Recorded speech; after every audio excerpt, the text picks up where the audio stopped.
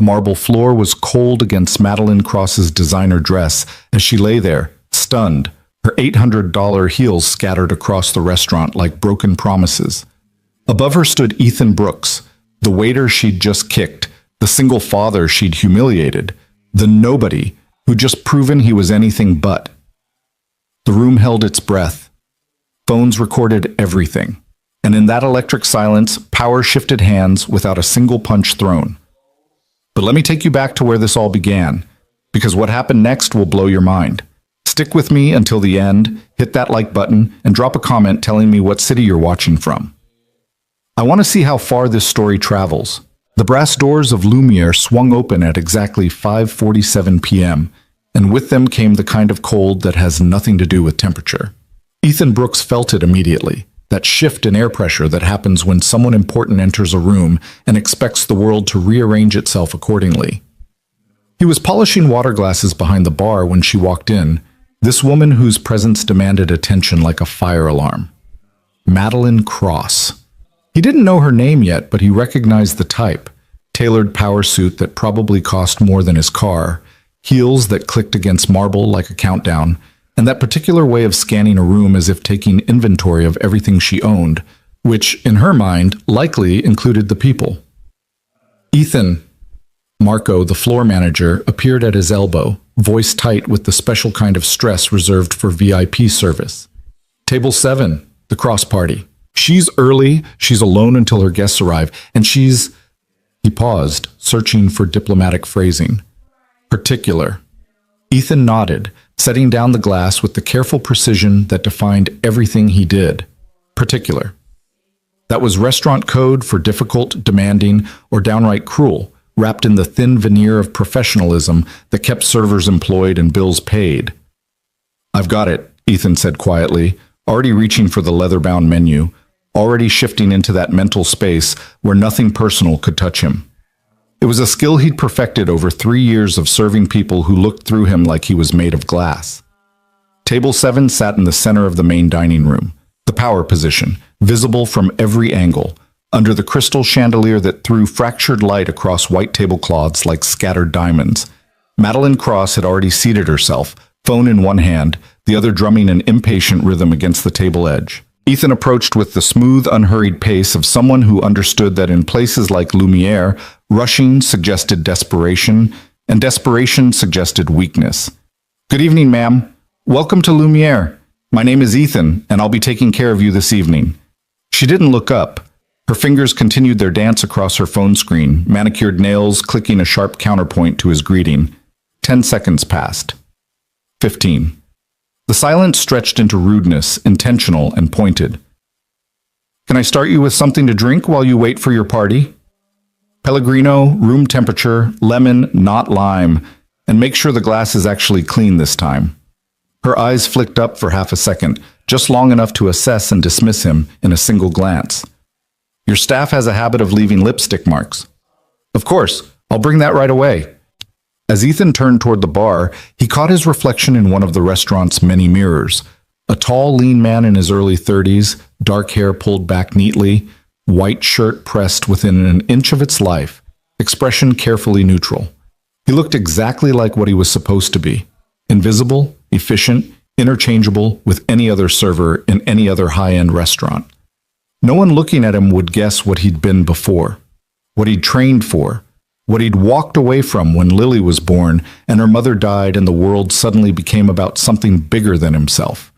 No one looking at him would see the scars hidden under his sleeves or the discipline that kept his hands steady, even when his mind wandered to his daughter, currently at the neighbor's apartment doing homework, waiting for him to come home smelling like expensive food they'd never taste. Pellegrino, room temp, lemon, he told James, the bartender, who was already reaching for the green bottle. Cross? James asked, and when Ethan nodded, he grimaced. Heard about her. Investment banker. Made her fortune shorting companies into bankruptcy. Real sweetheart. They all are, Ethan said without inflection, taking the glass and checking it against the light for any imperfection that might trigger another complaint. Spotless. He added the lemon wedge and headed back. The restaurant was filling now, that 6 o'clock rush when reservations stacked like dominoes, and the kitchen began its nightly orchestration of controlled chaos. Ethan wove through the maze of tables with the spatial awareness that came from years of carrying hot plates through tight spaces, aware of every elbow, every pulled-out chair, every server moving in the opposite direction. He set the water down in front of Madeline Cross with quiet precision, the glass meeting the table without a sound. "Your Pellegrino, ma'am. Are you expecting your guests soon, or would you like to hear about our specials while you wait?" This time she did look up, and her eyes were the color of winter ice. Not the pretty kind that sparkles in sunlight, but the dangerous kind that hides how thin it is until you're already falling through. "What I would like," she said slowly, as if speaking to someone who might not understand English, "is for you to do your job without requiring constant instruction. I ordered water. You brought water. This doesn't necessitate conversation." Behind them, Ethan sensed rather than saw other diners glancing over, attracted by the sharp edge in her voice. This was how it started in places like this, a small moment of casual cruelty that could either dissipate or escalate depending on how the target responded. "Understood. I'll check back when your guests arrive." "You'll check back when I signal you," Madeline corrected. "I don't need a waiter hovering like a puppy hoping for scraps." Ethan nodded once, keeping his face still, and stepped back to his position near the bar where he could observe his tables without being intrusive. His jaw ached from clenching, a physical reminder to relax, to breathe, to remember this was temporary. 4 more hours. Then he could go home to Lily, help her with her math homework, read her a chapter of whatever book they were on, currently the Chronicles of Narnia, and pretend for a little while that they weren't one missed shift away from eviction. "You good?" Marco appeared again, this time with that particular concern that suggested he'd witnessed the interaction. "Fine." She's always like this. Last month she made Sarah cry. Before that she sent back 3 steaks claiming they weren't cooked right. Chefs swore they were perfect. "I can handle it," Ethan said, because what else was there to say? He couldn't afford to request a table transfer, couldn't afford to show weakness, couldn't afford anything except absolute professionalism until his shift ended and he could collapse in his car in the parking lot like he sometimes did, forehead against the steering wheel, counting down from 10 until the day released its grip on his chest. At 6:23, Madeline's guests arrived, 3 men in suits that probably cost more than Ethan's yearly salary, all wearing the same expression of practiced confidence that came from never having to question whether they belonged somewhere.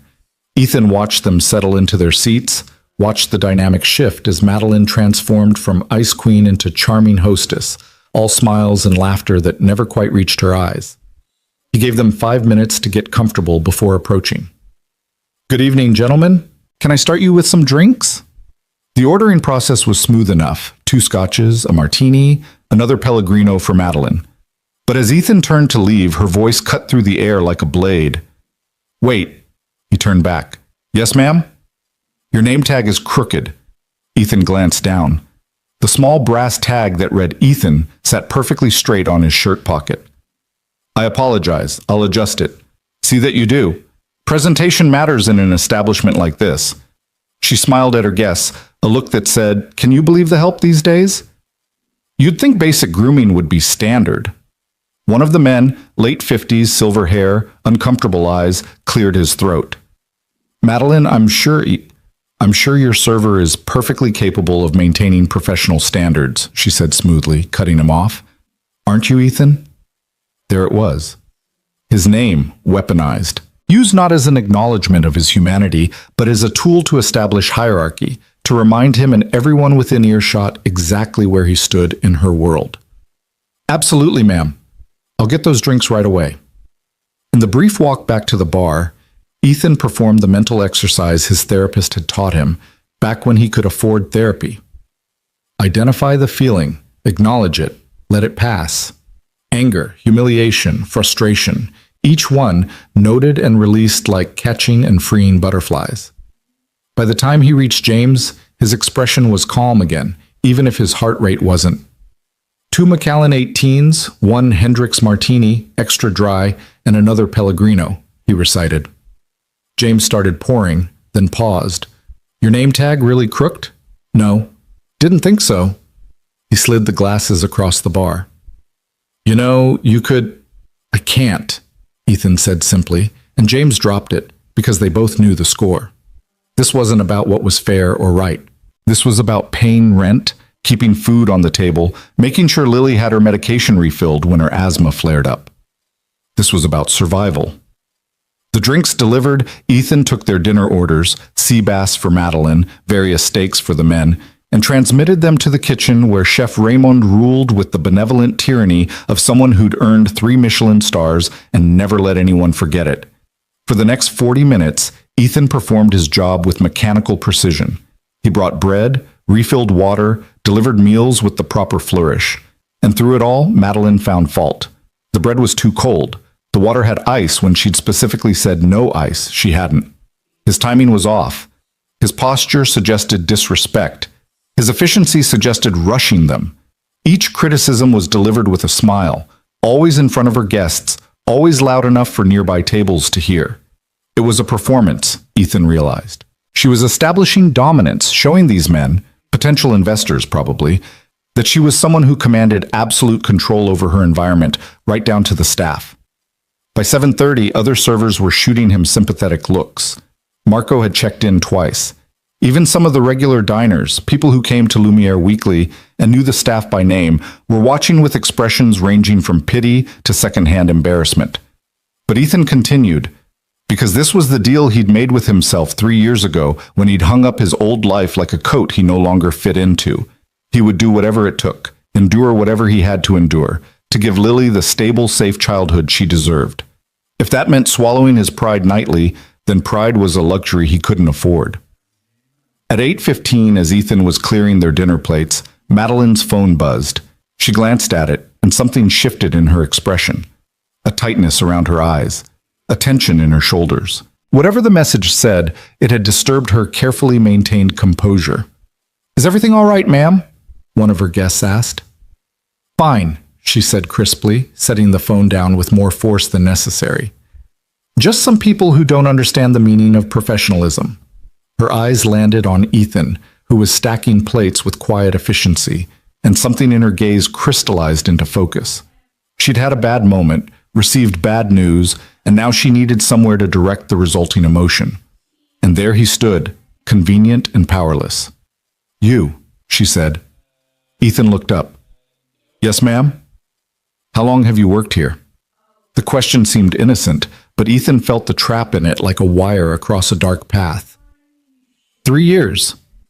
3 years, and in 3 years, has no one taught you proper service etiquette? I apologize if there's been... Your hands, she interrupted, her voice rising just enough to carry to the neighboring tables. Look at your hands. Ethan glanced down at his hands, balanced on the stack of plates he was holding. They were clean, nails trimmed, exactly as they should be. "Ma'am, I'm not sure..." "Those scars." She pointed with one perfectly manicured finger. Visible scarring on a server's hands in a restaurant of this caliber is unacceptable. It's unsightly. It's unprofessional. Frankly, it's disgusting. The restaurant didn't go quiet. There was still the ambient noise of cutlery and conversation, but in the immediate vicinity, people had stopped talking. Ethan felt the weight of their attention like physical pressure. The scars she referenced were old, faded silver lines across his knuckles and the backs of his hands. Training scars, combat scars. The kind of marks you earned learning to break boards, then bricks, then defending yourself and others in situations most people only saw in movies. He'd accumulated them over 15 years in a discipline that demanded everything and gave back strength, focus, and a dangerous kind of confidence. But standing here, holding dirty plates while a woman in a $3,000 suit sneered at the evidence of his past, those scars felt like shame. I apologize if they're distracting, Ethan said quietly, the words tasting like ash. Would you like me to have another server complete your service? What I would like, Madeline said, leaning back in her chair with the satisfied air of someone who'd found the perfect pressure point, is for this establishment to maintain standards. What kind of person ends up with hands like that anyway? Bar fights? Prison? Madeline, the silver-haired man tried again, clearly uncomfortable. This seems what, Richard? I'm simply pointing out that when I pay $400 for a meal, I expect a certain level of refinement. not to be served by someone who looks like they've been in street brawls. Ethan felt something shift inside him. Not anger exactly, but a kind of cold clarity. This wasn't about his hands or his service or anything he'd actually done wrong. This was about power, pure and simple. She was upset about something in her life, and he was the easiest target for her to reassert control. He could walk away, should walk away. Take the plates to the kitchen, inform Marco he needed to be removed from the table. Let someone else finish the shift. It would mean less tip money, would mean explaining to his manager why he couldn't handle a difficult customer, would mean another mark against him in a job where 3 marks meant unemployment. But looking at Madeline Cross, seeing the cold satisfaction in her eyes as she waited for him to bow lower, to apologize more profusely, to accept her assessment of his worth, Ethan felt something he hadn't felt in years, the quiet, centered calm that came before a fight. Not a physical fight. He would never, but a different kind of confrontation, one where he simply refused to participate in his own humiliation. "They're from martial arts training," he said, his voice level and clear. 15 years of Muay Thai and Brazilian Jiu-Jitsu. The scarring is from conditioning work, repeated impact training that strengthens bones and tissue. It's common among serious practitioners. The table went silent. Madeline's eyes narrowed. "I apologize if they offend you," Ethan continued, "but they're a part of who I am, and I'm not ashamed of them. Now, can I interest anyone in dessert, or would you prefer your check?" For 3 seconds, maybe 4, nobody moved. The air itself seemed to hold its breath, waiting to see which way this would break. Then Madeline stood up. She didn't stand like someone preparing to leave. She stood like someone preparing for battle, her chair scraping back against marble with a sound like a sword being drawn. "How dare you?" she said, her voice low and dangerous. "How dare you speak to me like that?" "I spoke respectfully. You spoke like someone who's forgotten his place." She took a step closer, invading the space between server and guest that was supposed to remain inviolate. "Do you know who I am?" "Madeline Cross, investment banker. I was briefed when you made your reservation. Then you know that one phone call from me could end this restaurant's financing. One word from me could close these doors permanently." Another step. They were now less than 2 feet apart, her face tilted up toward his, eyes blazing with the kind of rage that came from someone unaccustomed to anything less than immediate compliance. "And you want to get smart with me over your disgusting hands?" Ethan was aware of multiple things simultaneously. The phones coming out at nearby tables, recording this interaction for social media. Marco frozen near the kitchen door, clearly trying to decide whether to intervene. The 3 businessmen at Madeline's table looking various shades of uncomfortable, but saying nothing, doing nothing, protecting their own interests by staying silent. And he was aware of his daughter, Lily, age 7, who would be getting ready for bed soon in their tiny apartment, who trusted him to come home every night, who believed her daddy was strong and good and would always keep them safe. "Ma'am," Ethan said quietly, "I'm going to step back now, and I'm going to get my manager. I think that's best for everyone." "What's best," Madeline hissed, "is for you to get on your knees and apologize, right here, right now, in front of everyone. Maybe then I'll consider not having you fired and blacklisted from every decent restaurant in this city." The room had gone quiet now, really quiet, conversation dying out in concentric circles as more people became aware of the confrontation unfolding in the center of the dining room. Ethan looked at this woman, this person who'd probably never struggled for anything in her life, who'd never had to choose between paying for medicine or electricity, who'd never held a sick child and felt the terror of not knowing if you could afford the doctor, and he felt something close to pity. "No," he said simply. Madeline blinked, as if the word didn't compute. "What did you just say?" "I said no. I'm not getting on my knees. I'm not apologizing for explaining my scars when you demanded an explanation. And I'm not going to pretend that your behavior tonight has been anything other than deliberately cruel." He spoke calmly, without heat, just stating facts. "I'm sorry you're having a bad day. I'm sorry something in your life has made you feel like you need to tear someone else down to feel powerful, but I'm done participating in it." He turned toward the kitchen, toward Marco, toward safety and professional distance. He never saw her hand coming. The slap caught him across the left cheek, hard enough that his head snapped to the side, hard enough that his vision sparked white at the edges. The sound of it, sharp, meaty, unmistakable, echoed through the silent restaurant like a gunshot. Ethan froze. Every instinct, every trained response, every muscle memory from 15 years of fighting screamed at him to react, to move, to defend himself. His body knew what to do. His hands knew how to check a strike, how to control an opponent, how to end a threat in under 3 seconds. But his mind knew something his body didn't. That fighting back, even in self-defense, would be the end of everything. A server striking a wealthy guest? It didn't matter who'd started it. It didn't matter what the phones were recording. In the courtroom of public opinion, in the actual courtroom that would follow, he would lose. He would lose his job, lose his ability to work in this industry, lose custody of Lily when the lawyers started arguing about his violent response and dangerous past. So Ethan stood absolutely still, plate still balanced in his hands, cheek burning, and did nothing. Madeline seemed to realize what she'd done. Not the wrongness of it, but the exposure of it. Her eyes darted to the phones, to the witnesses, to her business associates who were now staring at her with expressions of shock and disgust. She started, voice shrill. He was threatening me. You all saw... We saw you slap a waiter who was trying to leave, Richard said quietly, already standing, already reaching for his coat. I'm done here, Madeline. We're all done here. The other men rose with him, none of them meeting her eyes, already distancing themselves from the scene, from her, from the liability she'd just become. Richard, wait. But they were leaving, weaving through tables toward the exit, and Madeline was left standing alone in the center of the restaurant, exposed under the chandelier's unforgiving light, with a waiter she'd just assaulted still standing there, still calm, still holding plates. Marco finally unfroze, rushing over with his phone already to his ear, probably calling the owner. Other staff members were converging, creating a buffer. And Madeline, realizing she'd lost her audience, her power, her control, did what cornered predators often do. She attacked again. It wasn't calculated this time. It was pure rage, pure humiliation turned outward. She lunged at Ethan with hands extended like claws, aiming for his face, his eyes, anything she could damage. And this time, instinct won.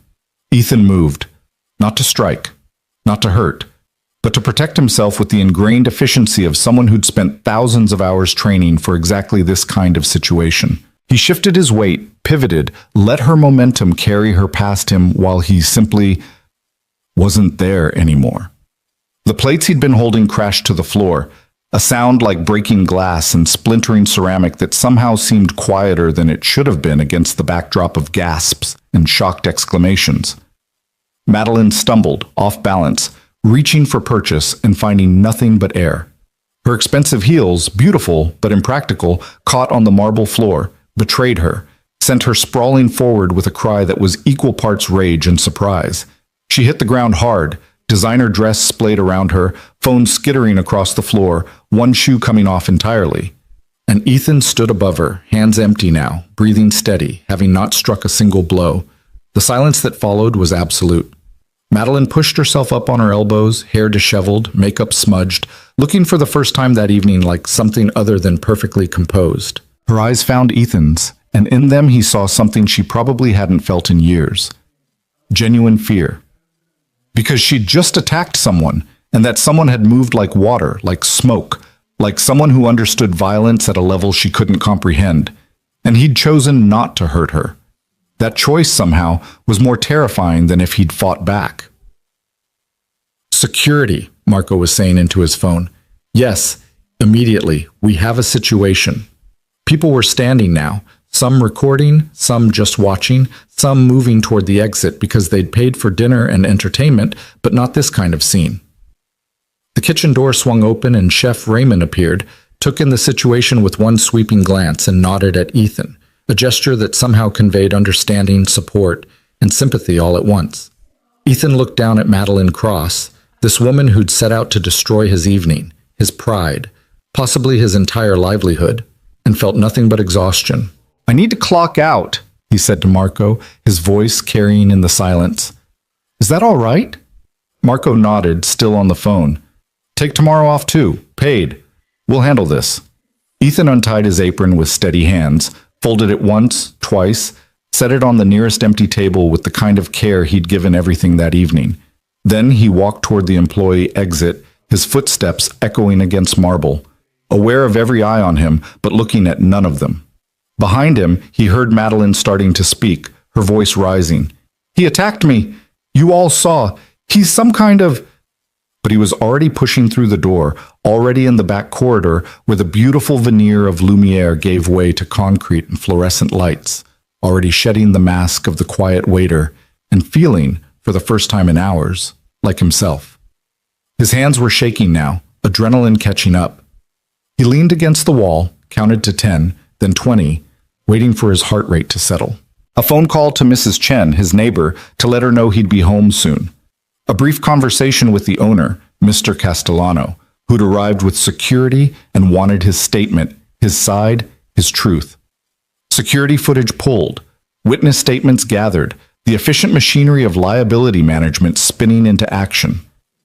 Through it all, Ethan remained calm, remained factual, remained professional. Yes, she'd slapped him. No, he hadn't struck back. Yes, she'd attacked again. No, he'd only evaded. Yes, he had martial arts training. No, he'd never used it aggressively. 2 hours later, long after Madeline Cross had been escorted from the building, still threatening lawsuits and ruin, Ethan finally walked to his car. A 15-year-old Honda with a cracked windshield and 190,000 miles on the odometer. He sat in the driver's seat, forehead against the steering wheel, and allowed himself 10 seconds of complete stillness. 10 seconds where he wasn't a waiter, wasn't a father, wasn't anything except a man who was so very tired. Then he started the engine, pulled out of the parking lot, and drove home to his daughter, who was still awake, still waiting, still believing that her daddy was strong and good and would always keep them safe. And as Ethan parked outside their apartment building, as he climbed the stairs to their third-floor unit, as he opened the door to find Lily curled up on the couch with Mrs. Chen, homework spread around her, eyes lighting up when she saw him, Ethan realized something that felt simultaneously like relief and terror. His old life, the one he'd carefully buried for 3 years, had just cracked its way back to the surface. And there was no putting it back. The apartment smelled like Mrs. Chen's jasmine tea and Lily's strawberry shampoo, familiar scents that usually signaled home and safety. But tonight they felt fragile, like everything else in Ethan's carefully constructed world.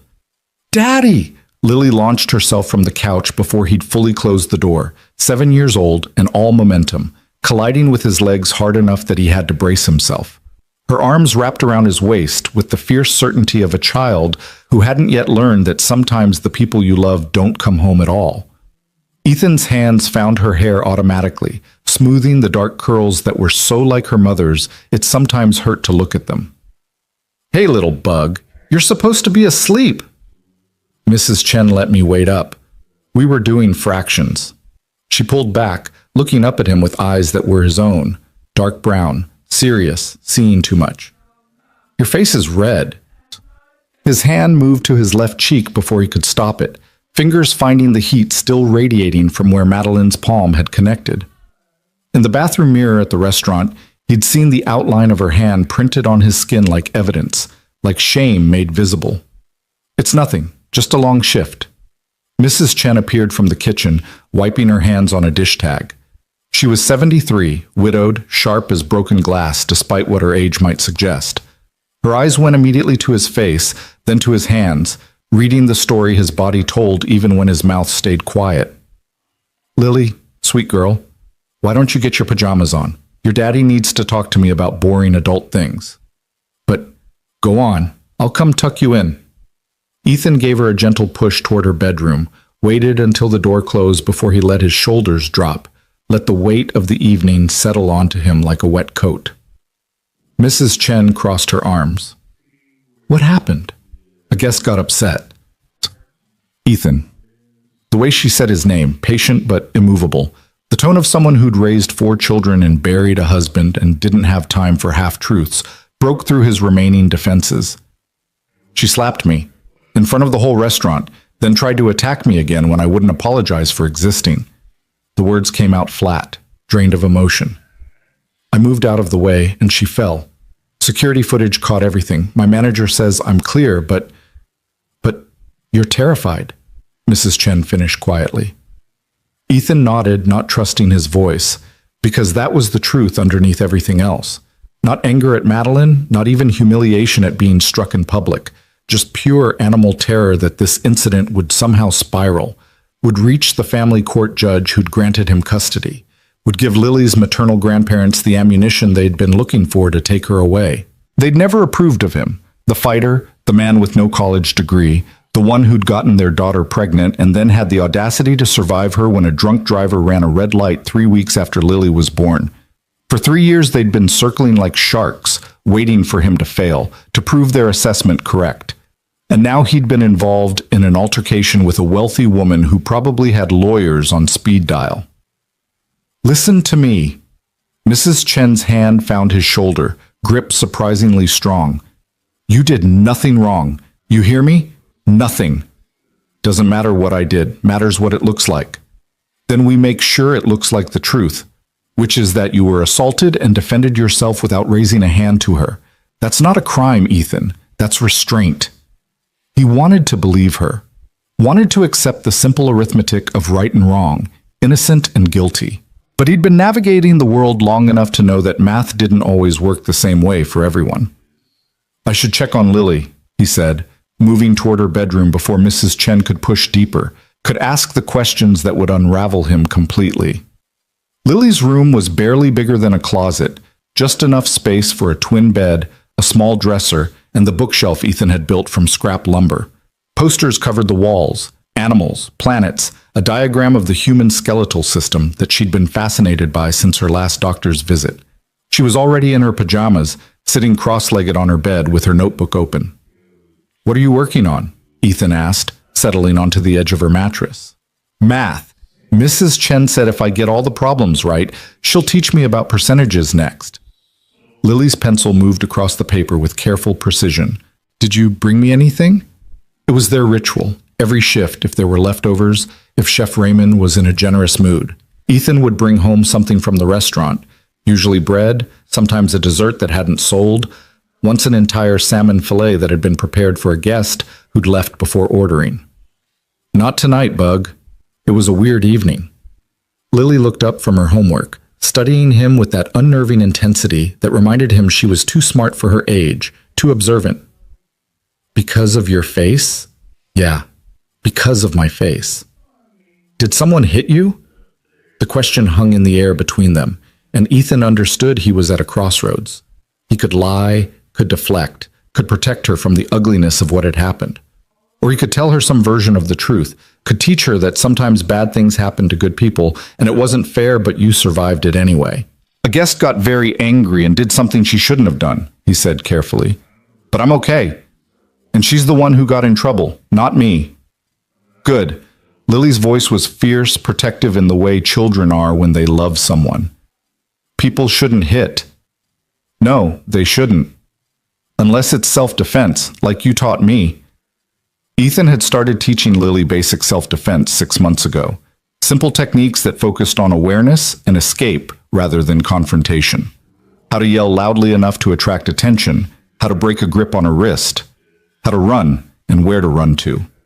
It had seemed important, necessary even, to give her tools he'd never had as a child. But now, sitting in her small room with his face still burning from a stranger's handprint, he wondered if he was preparing her for a world he'd already failed to protect her from.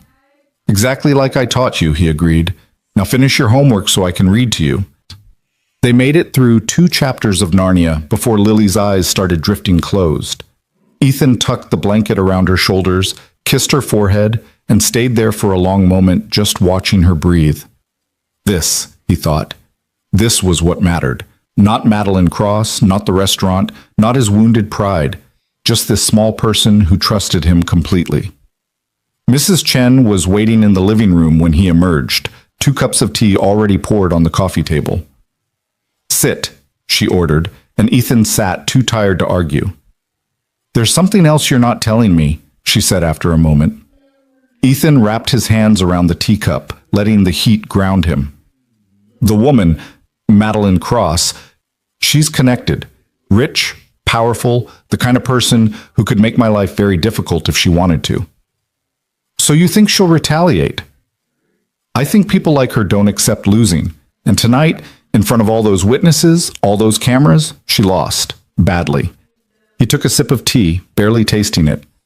My manager says I'm protected, says the security footage is clear, says the restaurant will stand behind me. But managers say a lot of things until it becomes inconvenient. Mrs. Chen was quiet for a moment, her teacup held between both palms. You know what I think? I think you've been waiting for the other shoe to drop for 3 years. Ever since Claire died, and you became everything to that little girl. You've been so afraid of failing her that you've forgotten how to believe you might succeed. The observation landed with uncomfortable accuracy. Ethan wanted to deny it, wanted to argue, but Mrs. Chen had earned honesty through countless evenings of watching Lily, of accepting payment in whatever form he could manage, of never once making him feel small for needing help. I'm tired, he said instead, which was its own kind of truth. I'm tired of fighting for scraps, tired of swallowing disrespect, tired of being invisible except when someone needs a target. Tonight I stopped being invisible and I'm terrified of what that costs. Maybe, Mrs. Chen said gently, invisibility was costing you more than you realized. They sat in silence after that, drinking tea while the apartment building settled around them. Footsteps overhead, muffled television from next door, the distant sound of traffic from the street below. Normal sounds, ordinary life continuing while Ethan's felt suspended in amber, waiting to crack. His phone buzzed in his pocket, a text from Marco. Owner wants to meet tomorrow, 10 a.m., just to talk. You're not in trouble. Ethan showed Mrs. Chen the message. She read it and shrugged. So you go, you talk, you tell them exactly what happened. The truth is on your side. The truth hasn't always been enough, Ethan said quietly, thinking of custody hearings and social workers and lawyers who'd looked at his background. Martial arts instructor, no college degree, young father overwhelmed by tragedy, and seen liability instead of love. But Mrs. Chen was already standing, gathering her purse, preparing to return to her own apartment down the hall. Well, tonight it was. That woman attacked you and fell on her own arrogance. Let tomorrow worry about itself. After she left, Ethan locked the door and stood in the center of his living room, this small space that he'd made into a home through sheer force of will.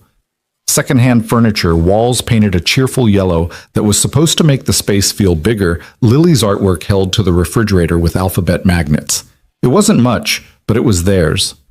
He pulled out his phone, against his better judgment, and searched for Madeline Cross. The results were immediate and extensive. Investment banker at Prometheus Capital. Featured in Forbes, Wall Street Journal, Business Insider.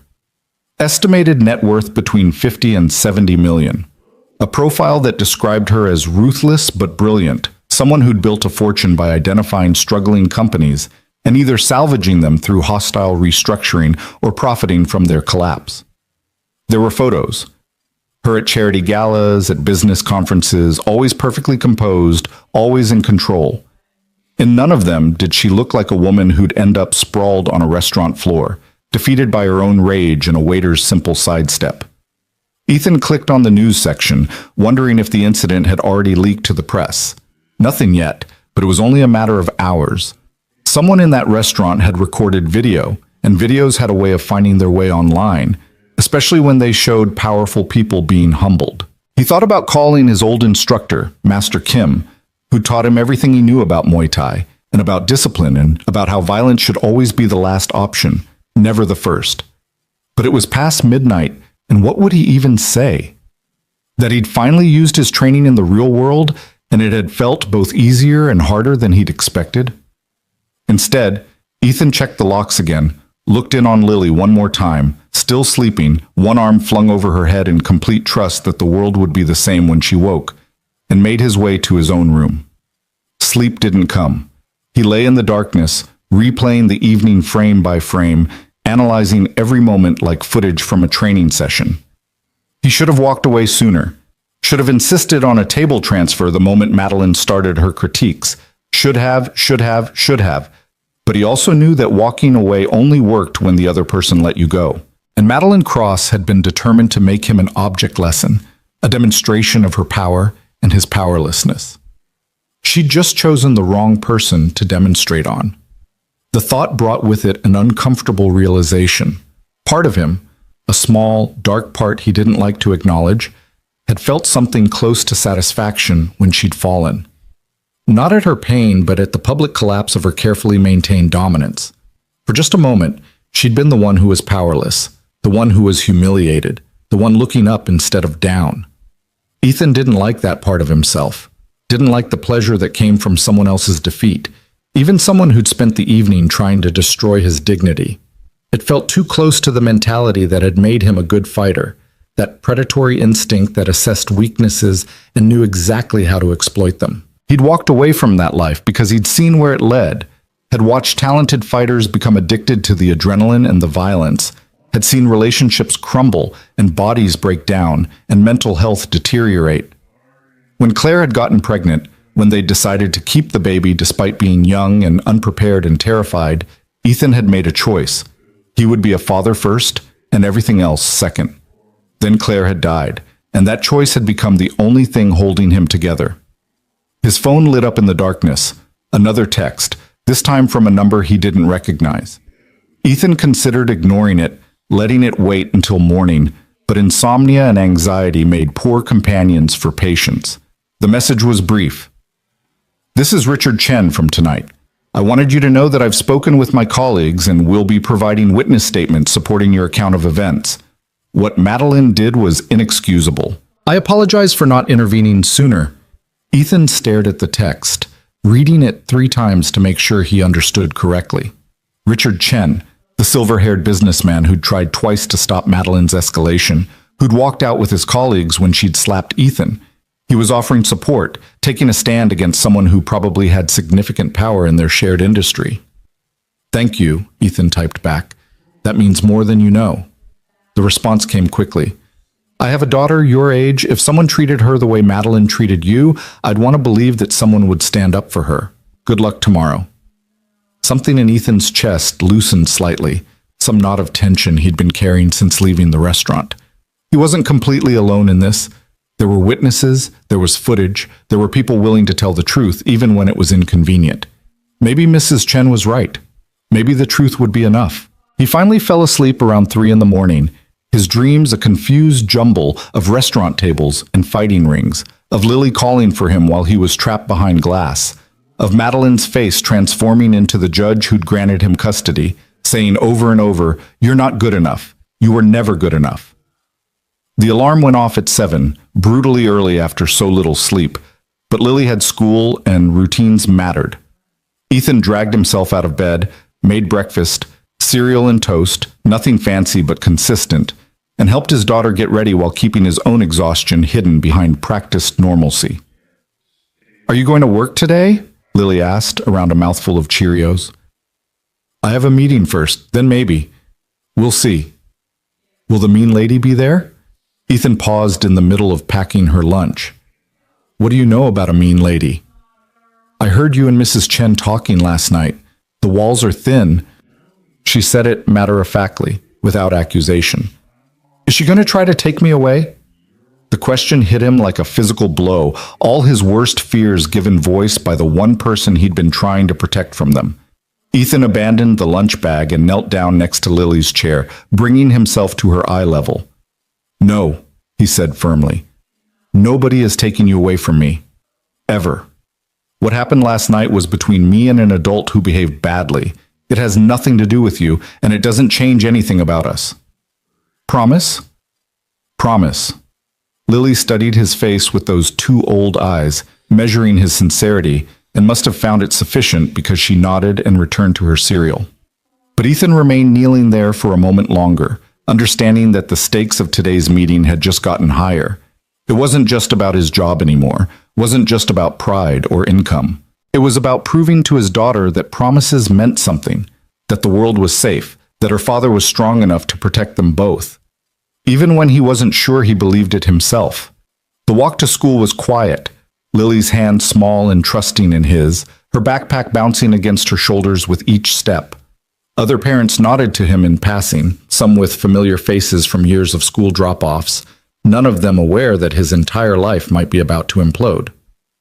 "Have a good day, Bug," Ethan said at the school entrance, crouching down for a hug. You too, Daddy. Don't let the mean lady win. He watched her disappear through the doors, bright purple backpack visible until the crowd of children swallowed her, and felt the weight of her faith in him settle like armor. Whatever happened next, he would handle it. He had to. The meeting at Lumiere was scheduled for 10, which gave Ethan 2 hours to prepare. He went home, showered properly for the first time since yesterday, put on his one good suit, bought secondhand but clean and pressed, and tried to remember the last time he'd had to present himself as something other than a waiter or a father. The face looking back from the bathroom mirror was familiar but somehow stranger than usual. The bruise from Madeline's slap had deepened overnight, a clear handprint visible across his left cheek despite his attempt to cover it with the concealer he'd bought when Lily had asked why he always looked tired. His eyes were shadowed, older than 32 had any right to be. But underneath the exhaustion and the anxiety, there was something else, a kind of steel he'd thought he'd left behind in the fighting ring. The part of him that knew how to take a hit and stay standing, that understood pain was temporary but quitting was permanent. He'd need that part of himself today. The drive to Lumiere felt surreal in daylight, the building less imposing without its evening lighting and wealthy clientele. Ethan parked in the employee lot, noticed Marco's car already there, along with several others he didn't recognize, and felt his pulse quicken. Marco met him at the employee entrance, looking exhausted. How are you holding up? I've been better. What's the situation? Owner is inside with the restaurant's lawyer and head of HR. They want your statement, want to make sure we're all on the same page about what happened. Marco's expression was sympathetic but cautious. Madeline's attorney called this morning. They're threatening to sue for assault. Of course they were. Ethan had expected nothing less, but hearing it confirmed still felt like a punch to the gut. I never touched her. We know. The footage proves it. But her lawyer is claiming you used advanced combat techniques to cause her fall, that you deliberately put her in danger by not catching her or something. Marco shook his head. It's garbage, but it's expensive garbage that could drag on for months. They walked through the quiet restaurant, chairs still on tables from the night crew's closing routine, morning light streaming through windows that overlooked the city. In the evening, this place sparkled with wealth and possibility. In the harsh light of morning, it just looked like what it was. A business, calculating costs and liability, measuring loyalty against legal exposure. The owner's office was in the back, past the kitchen where prep cooks were already working, past the storage rooms and employee lockers. Mr. Castellano was behind his desk, flanked by a woman in a sharp blazer who introduced herself as Patricia Monroe, attorney, and a younger man who was apparently Gerald from HR. Ethan, please sit. Mr. Castellano gestured to the chair across from him. He was in his 60s, second-generation restaurateur, someone who'd built Lumiere's reputation on excellence and discretion. How are you feeling? Honestly? Anxious. Understandable. You had a traumatic experience last night. Patricia leaned forward, legal pad open in front of her. I've reviewed the security footage and taken statements from staff and guests. What I need now is your account, in your own words, of everything that happened from the moment Ms. Cross entered the restaurant until you left the building. So Ethan told the story again, carefully, chronologically, trying to include every detail no matter how small.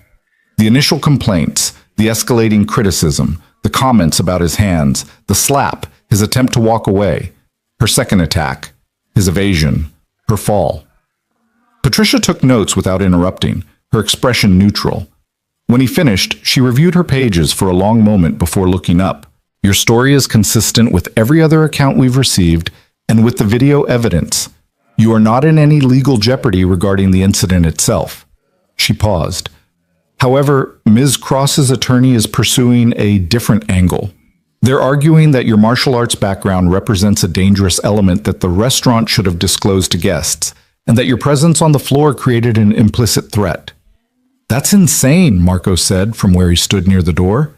Ethan has worked here for 3 years without a single incident.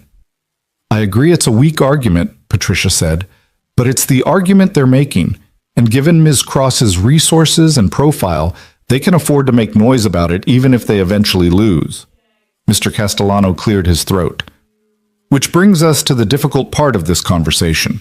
Ethan, you're a good employee, one of our best, but we're a small operation, and a prolonged legal battle could damage our reputation and our financing. Ethan felt the conversation's direction like a cold wind.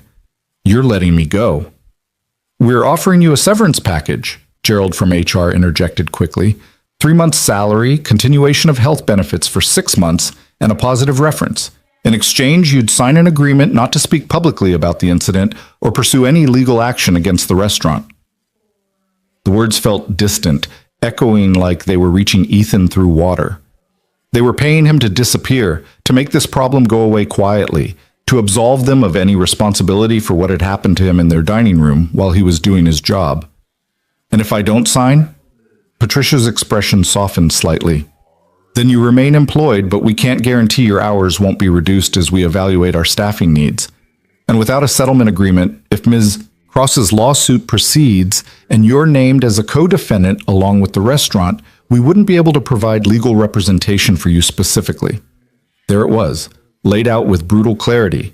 Take the money and go, or stay and fight alone against an opponent with unlimited resources. Ethan looked at Mr. Castellano, this man he'd worked for loyally, who'd complimented his professionalism countless times, who'd trusted him with VIP guests. What would you do? If you were me? The owner had the grace to look uncomfortable. I'd take the severance. 3 months gives you time to find something else, and the reference will help. Fighting this, even if you win eventually, will cost you more than you gain. So she wins, Ethan said quietly. She assaults me, tries to ruin me, and she wins because she can afford better lawyers. She doesn't win, Patricia said. She's lost her business relationships. Richard Chen and his colleagues have already pulled their investment. She's got video of her attacking a service worker all over social media as of this morning. Her reputation is taking a massive hit. But that doesn't change your reality, which is that prolonged litigation would be devastating for you financially and personally. Ethan closed his eyes, thinking of Lily, of the promise he'd made that morning, of 3 years of careful stability about to crumble. The severance would cover their rent, would give him breathing room to find another job, would let him avoid a court battle that could be used against him in custody disputes. It was the smart choice, the practical choice. It was also surrender. Can I have 24 hours to think about it? Mr. Castellano nodded. Of course, but Ethan, understand that either way you're not scheduled to work until this is resolved. We're calling it administrative leave, paid for now, but that's the situation. The meeting ended shortly after, with assurances and handshakes that felt hollow. Marco walked Ethan back to his car, neither of them speaking until they were outside, away from the building's careful professionalism. This is wrong, Marco finally said. Yeah, it is. You should fight it. You should make them stand behind you. Ethan leaned against his Honda, feeling every hour of missed sleep, every ounce of stress. With what, Marco? I can't afford a lawyer. I can barely afford my rent. Fighting this means risking everything on principle, and principle doesn't keep my daughter fed. So you're just going to let her get away with it?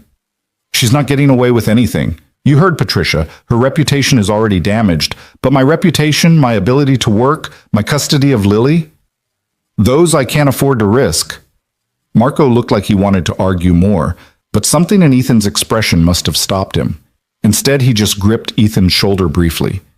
Whatever you decide, I'll back you, for whatever that's worth. It's worth a lot. The drive home felt longer than usual, the midday traffic a surreal backdrop to the dissolution of his employment. Ethan's mind kept circling back to the same question. When had he become someone who accepted being a victim? When had survival become synonymous with surrender? He knew the answer. It had happened gradually, over 3 years of single parenthood, of prioritizing Lily's needs over his own pride, of swallowing small indignities to avoid larger catastrophes. Somewhere along the way, he'd stopped being Ethan Brooks the fighter and become Ethan Brooks the survivor, and there was a difference. Survivors endured. Fighters pushed back.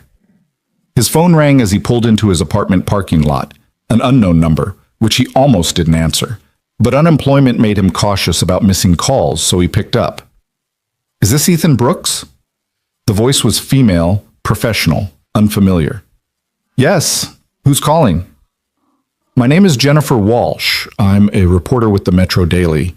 I'm calling about an incident last night at Lumiere Restaurant involving you and investor Madeline Cross. Do you have a few minutes to talk?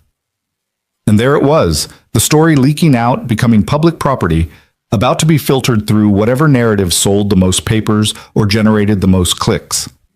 I'm not interested in making a statement, Ethan said carefully. I understand, but Mr. Brooks, the video from last night is already online and going viral. Ms. Cross's representatives are putting out their version of events. I think you deserve the opportunity to tell your side. Ethan closed his eyes, gripping the steering wheel. What video? Several guests recorded the altercation. The most widely shared version shows Ms. Cross slapping you attempting to leave, and her subsequent attack and fall. It's been viewed over 2 million times since midnight. 2 million. The number felt incomprehensible, meaningless. 2 million strangers watching the worst moment of his life, forming opinions, choosing sides, none of them knowing or caring about the real consequences playing out in his actual existence. I still don't have a statement, Ethan said. Fair enough. But if you change your mind or if you find yourself being misrepresented in the media, please call me. She gave him her number, which he didn't write down, and the call ended. Ethan sat in his car for a long time after that, watching people come and go from his building, normal people with normal problems, their lives not exploding across social media, their jobs not hanging by threads. Eventually he went inside where Mrs. Chen was waiting in the hallway as if she'd sensed he'd need her. How'd it go? She asked. They're offering me severance to walk away quietly. And? And I don't know what to do. Mrs. Chen unlocked her door and gestured him inside. Her apartment was the mirror image of his, but felt entirely different. Furniture that matched, photos of family covering every surface, the accumulated warmth of a life fully lived. Sit, she ordered, already putting a kettle on. Tell me everything. So he did. The whole sorry tale of legal threats and viral videos and impossible choices. Mrs. Chen listened without interrupting, her face growing increasingly stern. When he finished, she was quiet for a long moment, pouring tea with movements that suggested she was organizing her thoughts. Here's what I know, she finally said. You're a good father, you're a hard worker, and you've spent 3 years making yourself smaller to avoid conflict. Maybe it's time to stop. Stop and what? Fight a millionaire in court while I'm unemployed? Risk losing custody when her lawyers start painting me as violent? Risk standing up for yourself, Mrs. Chen corrected. Risk showing your daughter that sometimes the right thing is also the hard thing. Risk believing that you deserve better than this. The words hit harder than Ethan expected, finding all the soft places he'd been protecting. What if I lose? What if you win? She set her teacup down with a sharp click. And I don't mean win in court. I mean win the part of yourself back that you've been sacrificing for safety. Your daughter needs food and shelter, yes, but she also needs a father who knows his own worth. Ethan wanted to argue, wanted to explain all the practical realities that made her advice impossible, but sitting in Mrs. Chen's warm apartment, drinking tea that tasted like care and challenge, he felt something shifting inside him, some tectonic plate of identity that had been stable for 3 years suddenly showing cracks. Maybe she was right. Maybe he'd been so focused on surviving that he'd forgotten how to live. His phone buzzed, a text from an unknown number. Against his better judgment, he opened it. The message was simple. You made me look weak. You'll regret that. No signature, but Ethan didn't need one. He knew exactly who it was from and what it meant. Madeline Cross wasn't done with him yet. The text message sat on Ethan's phone screen like a coiled snake, venomous even in its simplicity.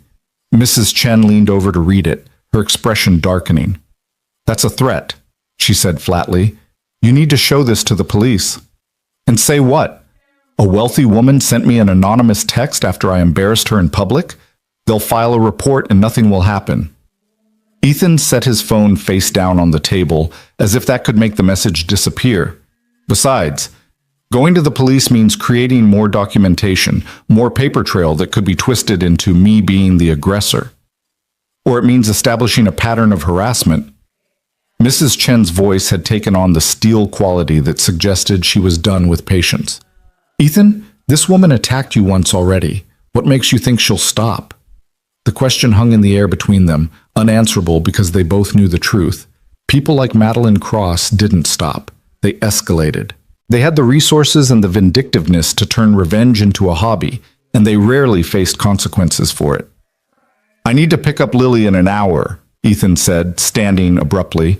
The conversation was spiraling into territory he wasn't ready to navigate, choices he wasn't prepared to make. "Thank you for the tea. For listening." Mrs. Chen walked him to the door but caught his arm before he could leave. "Whatever you decide about the severance, about fighting back or walking away, just promise me one thing. Promise you won't let fear make the decision for you." Ethan nodded, not trusting his voice, and escaped to his own apartment where the walls felt too close and the silence too loud. He pulled out his laptop, opened it to check his bank account balance, then closed it again without looking. Some numbers were better left unknown when you were trying to maintain hope. Instead, he navigated to a news website, searching for his own name with the kind of morbid curiosity that he knew was unhealthy but couldn't resist. The results came back immediately, a cascade of headlines that made his stomach turn. Video: Waiter uses martial arts training against restaurant guest. Investment banker Madeline Cross involved in altercation at luxury restaurant. Viral moment when the quiet ones fight back. Ethan clicked on the first video link, watching footage taken from someone's phone at a nearby table. The quality was grainy but clear enough. There was Madeline standing too close, her voice rising. There was Ethan, plates in hand, trying to step back. The slap happened off screen, but the sound of it carried, sharp and unmistakable. Then came the moment he'd been dreading to see from an outside perspective. Madeline lunging at him, hands extended like claws. His body moving almost before his brain registered the threat, pivoting with the fluid economy of someone who'd trained the response into muscle memory. The plates falling, shattering across marble. Madeline's momentum carrying her forward into empty space where Ethan had been a split second before. Her fall seemed to happen in slow motion in the video, her expression shifting from rage to surprise to fear in the space of a heartbeat. The sound when she hit the ground was sickening even through phone speakers, and the collective gasp from the restaurant patrons created an audio backdrop that made the whole thing feel staged, theatrical. But it wasn't staged. It was real and permanent, and now immortalized in high definition for the world to judge. The comments section below the video was a battlefield. Half the commenters praised Ethan for his restraint, calling him a hero for not fighting back. The other half accused him of using excessive force, of being a dangerous martial artist who should never have been working with the public, of deliberately humming Madeline even though the video clearly showed otherwise. "This is what happens when restaurants hire thugs instead of real professionals," one comment read, with over 3,000 likes. "Good for him," read another. "Rich people think they can treat service workers like garbage. She got what she deserved." Ethan closed the laptop before he could read more, his hands shaking slightly. This was his life now, dissected by strangers, reduced to a 30-second clip that people would watch while eating lunch or waiting in line, something to share and argue about and forget by tomorrow when the next viral moment came along. Except he wouldn't forget, and neither would Madeline Cross, judging by that text message. His phone rang again. Another unknown number. This time Ethan let it go to voicemail, then listened to the message with growing dread. "Mr. Brooks, this is Detective Sarah Mendez with the City Police Department. I'm investigating a complaint filed by Madeline Cross regarding an incident at Lumiere Restaurant.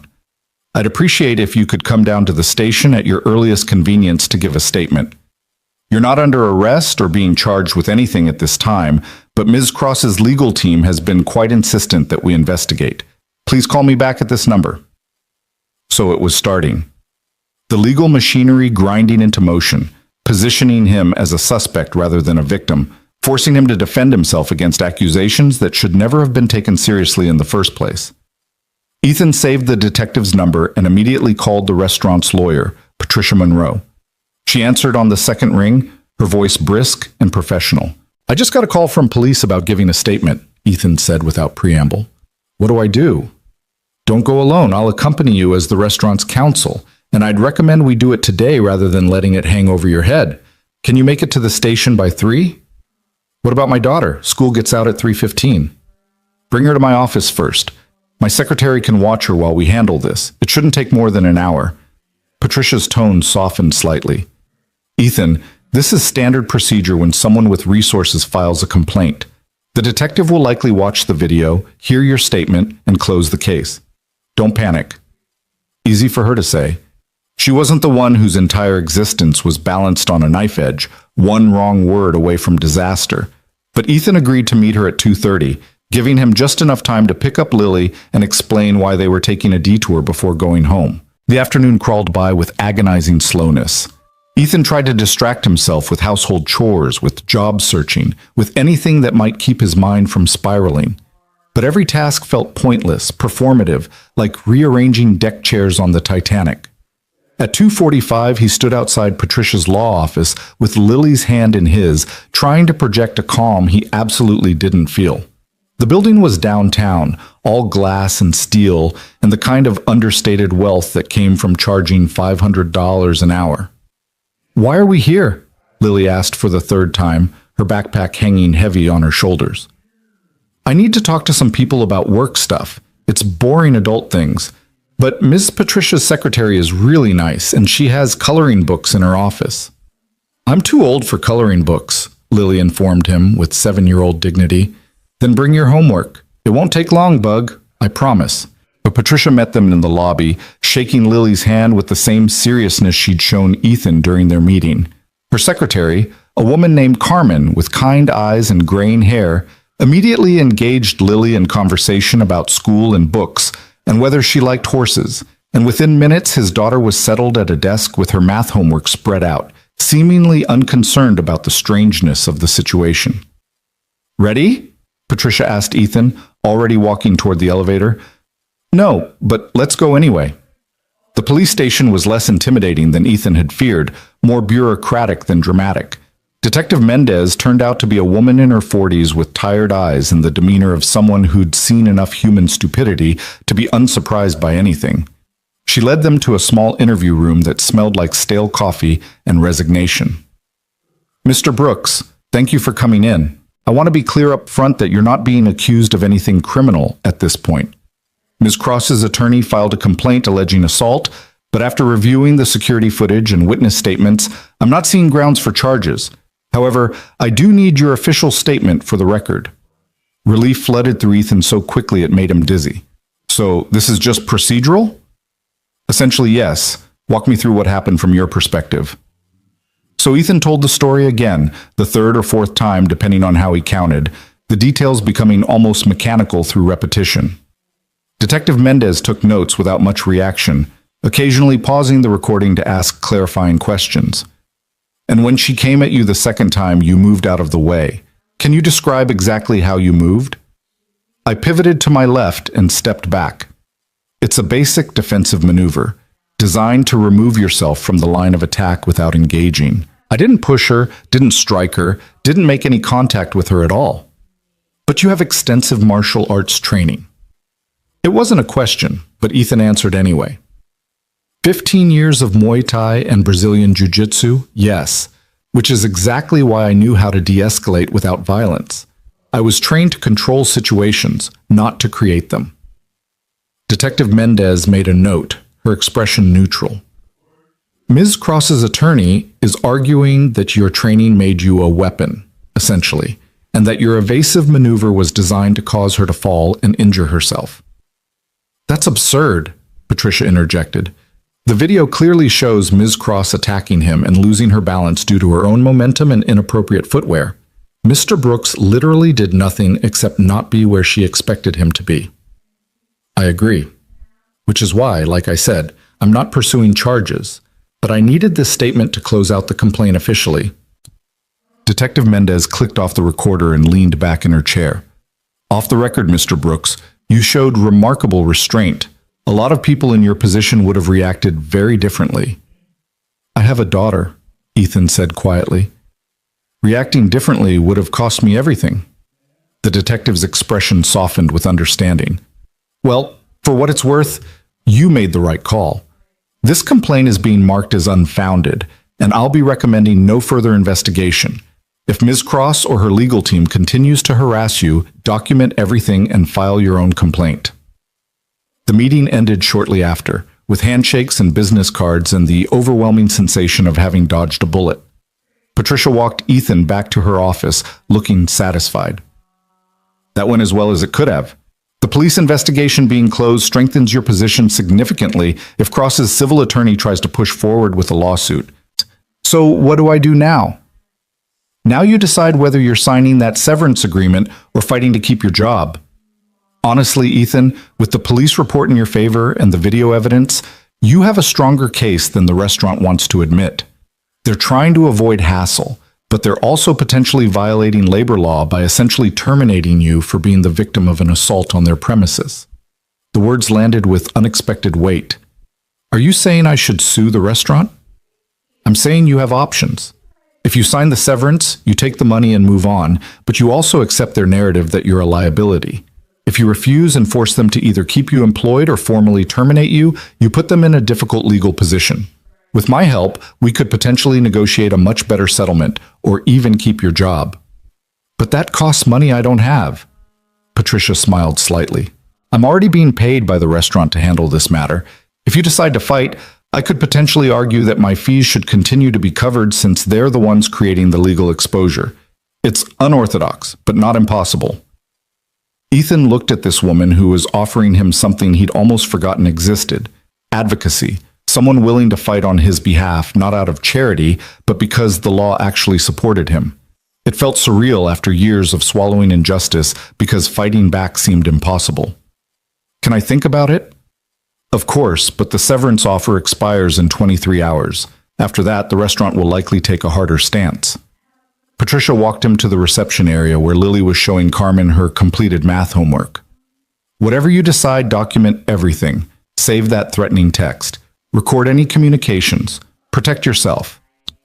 The drive home should have felt triumphant. The police investigation closed, his lawyer suggesting he had leverage, the immediate crisis seemingly contained. But Ethan felt only exhaustion and a growing awareness that the fight wasn't over, was maybe just beginning. "Daddy, are you in trouble?" Lily asked from the back seat, her voice small. "No, Bug. Everything's okay." "You keep saying that, but your face looks worried." Ethan glanced at her in the rearview mirror, this perceptive child who saw too much and understood more than he wanted her to. "Grown-up stuff is complicated sometimes, but I promise you, we're going to be fine." "Because you're strong?" "Because we're strong. You and me together." That seemed to satisfy her, and she returned to looking out the window at the city passing by, this place that held both their home and their uncertainties, their safety and their threats. When they got back to the apartment, Mrs. Chen was waiting in the hallway again, her presence both comforting and slightly overwhelming. She took one look at Ethan's face and nodded toward her door. "Lily, come help me make dumplings. Your father needs a minute." "I want to stay with Daddy. And he wants you to learn how to make proper dumplings, so someday you can teach your own kids. Come on." Lily looked between them, clearly sensing the adult conversation being orchestrated around her, but the promise of cooking lessons won out. She followed Mrs. Chen inside, leaving Ethan alone in the hallway with his thoughts and his phone and the decision that was crystallizing with increasing clarity. He pulled up the threatening text message from Madeline. Read it again. Let the anger it sparked move through him instead of pushing it down. Then he called Patricia Monroe. "I'm not signing the severance," he said when she answered. "I want to fight." There was a pause, then, "Are you sure? This could get ugly." "It's already ugly, but I'm tired of pretending that accepting ugliness is the same as handling it. What do I need to do?" Patricia's voice took on a new energy, the tone of someone who enjoyed a good legal battle. "First, we draft a response to the restaurant refusing their offer and outlining your position that you were assaulted on their premises while performing your duties, and that any attempt to terminate you represents retaliation. Second, we file a formal complaint against Madeline Cross for harassment, using that text message as evidence. Third, we prepare for her attorney to escalate. And what does escalation look like? Honestly, I think they'll try to attack your character, your fitness as a parent, your past. They'll look for anything they can use to paint you as dangerous or unstable. You need to be prepared for that." Ethan thought about his life, about the years of martial arts training, about Claire's death and the custody battle with her parents, about every moment of struggle and survival that had brought him to this point. Let them look. Let them dig. He'd survived worse than scrutiny. Do it, he said. All of it. They spent the next hour on the phone, Patricia asking questions and taking notes while Ethan provided information he'd never thought would be relevant to a restaurant job. His training history, his teaching credentials from when he'd briefly run classes at a community gym, testimonials from Master Kim about his character and discipline. It felt strange, almost narcissistic, to catalog his own worth this way. But Patricia insisted it was necessary, building a counter-narrative to whatever Madeline's team would construct. By the time they hung up, Ethan felt wrung out, but also lighter, as if some burden he'd been carrying had been redistributed onto shoulders that could handle it better. He retrieved Lily from Mrs. Chen's apartment, where they'd apparently made 36 dumplings, and his daughter had flour in her hair and joy on her face. "We saved you some for dinner," Lily announced proudly. "Mrs. Chen says I'm a natural." "She is," Mrs. Chen confirmed. "Good hands, patient, listens to instruction, unlike her father, who's impulsive and stubborn." Ethan accepted the container of dumplings and the criticism with equal grace. "Thank you for everything. Thank me by not backing down tomorrow when things get hard. That little girl needs to see her father stand up." That evening passed in the kind of domestic normalcy that felt precious given everything swirling around them. Ethan heated the dumplings, helped Lily with her reading homework, read her 2 chapters of Narnia instead of 1 because she asked nicely. They talked about her day at school, about the solar system project she was starting, about whether they could get a fish tank if Ethan found a new job. "Would you want a different job?" Lily asked as he tucked her in. "I want whatever job lets me take care of you and doesn't make me feel small. Haven't found that perfect combination yet, but I'm working on it." "I don't think you're small. I think you're the biggest person I know." The comment, delivered with 7-year-old seriousness, broke something open in Ethan's chest. He kissed her forehead, told her he loved her, and retreated to his own room before the emotion could overwhelm him completely. Sleep came easier that night, exhaustion overriding anxiety, and Ethan dreamed not of restaurants or lawyers, but of the training gym where he'd spent so many years. The smell of sweat and canvas, the rhythm of fists against bags, Master Kim's voice calling combinations in Korean-accented English. In the dream, he was young again, unbroken by loss, still believing that strength and discipline could solve any problem. He woke to his phone ringing at 6 in the morning, an hour before his alarm. The number was blocked, which usually meant spam, but something made him answer. "Mr. Brooks?" The voice was male, unfamiliar, carrying an edge of aggression. "This is David Winters, attorney for Madeline Cross. I'm calling to inform you that we're prepared to file both criminal and civil charges against you for assault and intentional infliction of emotional distress, unless you agree to a public apology and financial settlement." Ethan was awake instantly, his mind sharp despite the early hour. "I was cleared by the police yesterday. Detective Mendez closed the complaint as unfounded. The police investigation was inadequate. We have medical documentation of Ms. Cross's injuries from the fall you caused, psychological evaluation showing trauma and distress, and witness testimony about your threatening behavior throughout the evening." "That's a lie. The security footage shows everything that actually happened." "The security footage shows a martial arts expert using his training to harm a guest half his size. But we're not unreasonable, Mr. Brooks. Ms. Cross is willing to accept a written apology, posted to your social media, along with a payment of $50,000 in damages, and this all goes away quietly." The number was so absurd it took Ethan a moment to process it. $50,000. More than he made in a year for an assault he didn't commit to apologize for being attacked. "No," he said simply. "Excuse me?" "I said no. I'm not apologizing for something I didn't do, and I'm certainly not paying your client anything. If she wants to file charges, tell her to file them.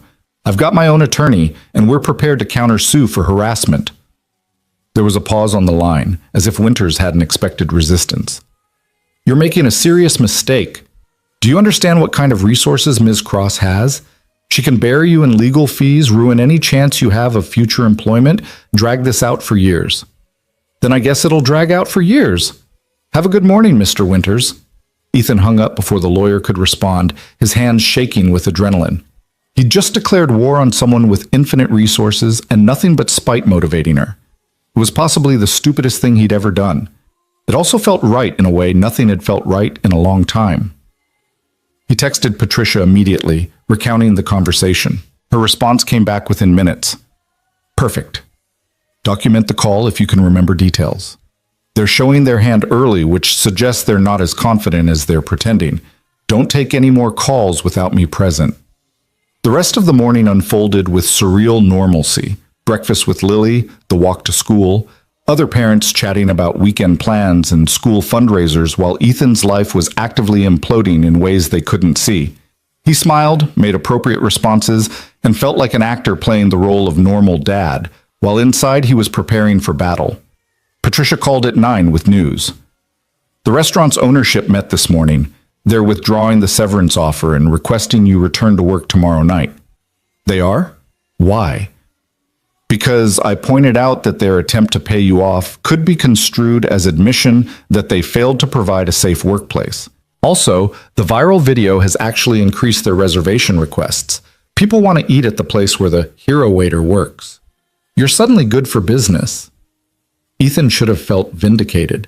Instead, he felt manipulated, reduced once again to a commodity valued only for his utility to others. And if I don't want to go back, then we negotiate an exit on your terms, not theirs.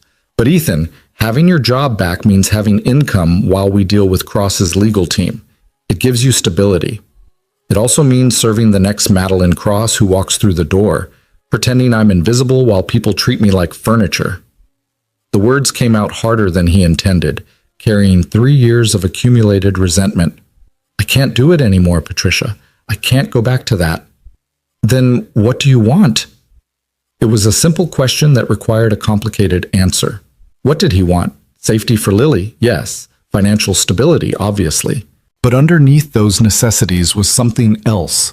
Something he'd been suppressing so long, he'd almost forgotten it existed. He wanted his dignity back. He wanted to feel like himself again, not the diminished version he'd become. He wanted Lily to see him stand up, exactly like Mrs. Chen had said. I want to settle with the restaurant on terms that give me 6 months of salary and benefits, enough time to figure out what comes next without desperation driving every decision. And I want to face Madeline Cross in court if it comes to that, because I'm done letting rich people think they can hurt whoever they want without consequences. Patricia was quiet for a moment. That's a tall order, but it's also principled and defensible. Give me a few days to negotiate with the restaurant. In the meantime, Cross's attorney will likely continue trying to intimidate you, steel yourself. The intimidation came faster than expected. By noon, Ethan's phone was flooded with messages from blocked numbers, some threatening legal action, others more personally vicious. Someone had found his social media accounts, which he barely used, and posted his home address in the comments of the viral video. The restaurant's Yelp page was being bombed with fake reviews accusing them of employing violent criminals. And through it all, scattered among the attacks, were messages of support from strangers who'd watched the video and seen what Ethan had seen. A man being abused, trying his best not to escalate, trying to walk away, trying to do everything right, and being punished for it anyway. Stay strong, one message read. You showed more restraint than most people would have. Don't let them break you. Another. As a server who's dealt with customers like this, thank you for standing up. Even accidentally, you stood up. But the message that hit Ethan hardest came from an account belonging to someone named Marcus Rivera, who wrote, I was at Lumiere that night at table 12. I watched that whole thing happen and I did nothing. I sat there like everyone else and watched her humiliate you because intervening seemed awkward. I've been thinking about that for 2 days, about how many times I've been a coward by being polite. I'm sorry I didn't help you. You deserved better from all of us. Ethan read that message 3 times, feeling something shift in his understanding of the evening. He'd been so focused on Madeline, on his own response, on the immediate crisis, that he hadn't fully processed the role of everyone else in that room. The guests who'd watched and done nothing, the staff who'd been too afraid to intervene, the systemic acceptance of cruelty as long as it flowed downward from those with power. He typed a response. You don't owe me an apology. But maybe next time speak up. Not for me, for whoever needs it in the moment. That's how we change this. The rest of the day was spent documenting everything. Screenshots of threatening messages, a detailed timeline of events, Character references from people who'd known him for years. Patricia had been right about preparation. If this was going to be a war, Ethan needed ammunition. By the time he picked up Lily from school, he'd built a case file that painted a clear picture. A man who'd done everything right being punished by someone who'd done everything wrong, and a system that protected the latter because she could afford better lawyers. "Daddy, you look different," Lily observed as they walked home. "Different how?" "Taller. Like you're standing up straighter or something." Out of the mouths of children. "Maybe I am, Bug. Maybe I am." That evening, after Lily was asleep and the apartment was quiet, Ethan sat at his kitchen table with a beer he didn't particularly want and his phone displaying the viral video one more time. He watched himself move with the efficiency of 15 years training, watched Madeline fall with the inevitability of momentum meeting marble, watched the moment his careful invisibility shattered completely. And he realized something. There was no going back. That version of himself, the one who swallowed every insult and absorbed every slight in the name of survival, was gone. Whatever came next, legal battles, financial struggle, public scrutiny, he'd face it as himself. Fully himself, without apology. His phone buzzed with a text from Patricia.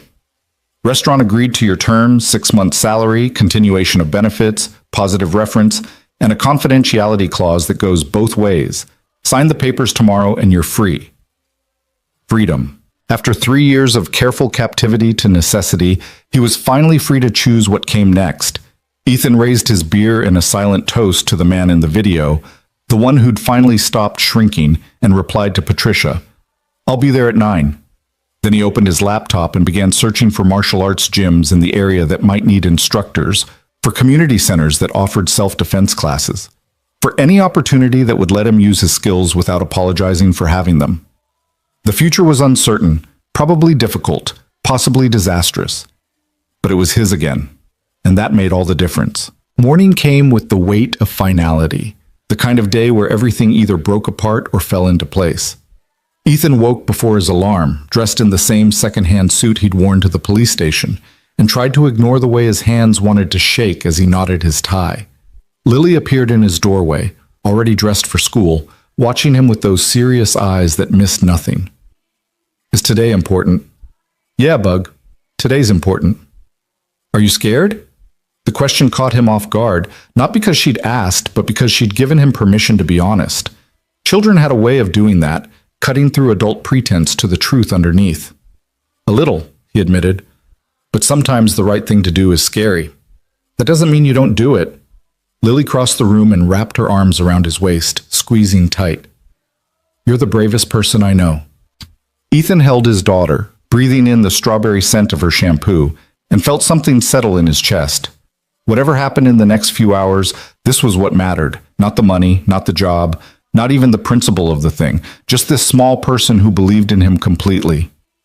"Come on," he said, pulling back and forcing lightness into his voice. "Let's get you to school so I can go be brave." Mrs. Chen was waiting in the hallway when they emerged, holding a thermos of coffee and a paper bag that smelled like fresh pastries. "Breakfast," she announced. "You'll need your strength." "Mrs. Chen, you don't have to—" "I don't do anything I don't want to do. Eat." She pressed the bag into his hands, then crouched down to Lily's level. "Your daddy is going to have a very good day. You know how I know?" "How?" "Because he's finally fighting back, and the universe likes people who fight back." She tapped Lily's nose gently. "Now go learn something important." The walk to school felt different this morning, the familiar route transformed by Ethan's awareness that this might be one of the last times he did this particular routine. After today, everything would change. Maybe for the better, maybe not, but definitely different. "Will you pick me up?" Lily asked at the school entrance. "Of course, same as always." "Even if things go bad at your meeting?" "Especially if things go bad. You and me, Bug. That's the constant."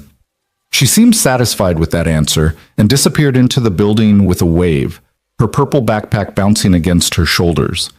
Ethan watched until she was out of sight, then turned toward downtown and the law office where he'd sign papers that would either free him or trap him in new ways. Patricia's office was busier than it had been during his last visit. Lawyers and assistants moving through corridors with purposeful efficiency. Patricia herself looked crisp and prepared, her desk organized with military precision, 3 copies of a settlement agreement laid out and waiting. "Good morning," she said, gesturing to the chair across from her. "Sleep well?" "Not really." "Honest, I appreciate that." She slid 1 copy of the agreement toward him. "This is everything we discussed.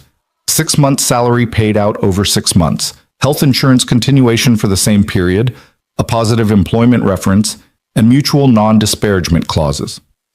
The restaurant agrees not to say anything negative about you. You agree not to say anything negative about them." Ethan scanned the document, the legal language dense but comprehensible.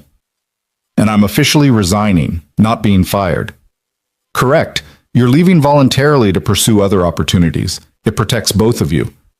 Patricia leaned back in her chair. "But before you sign, there's something you should know. Madeline Cross's attorney called me this morning." The name sent a jolt through Ethan's system, adrenaline spiking before his rational mind could catch up. "What did he want?" "To offer you money. A significant amount of money, actually. $100,000 in exchange for a public statement saying that you regret the incident, that you should have handled it differently, and that Ms. Cross was justified in feeling threatened by your presence." $100,000.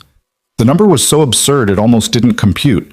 That was nearly 3 years of salary, enough to move Lily to a better school district, to pay off debts, to breathe for the first time in years.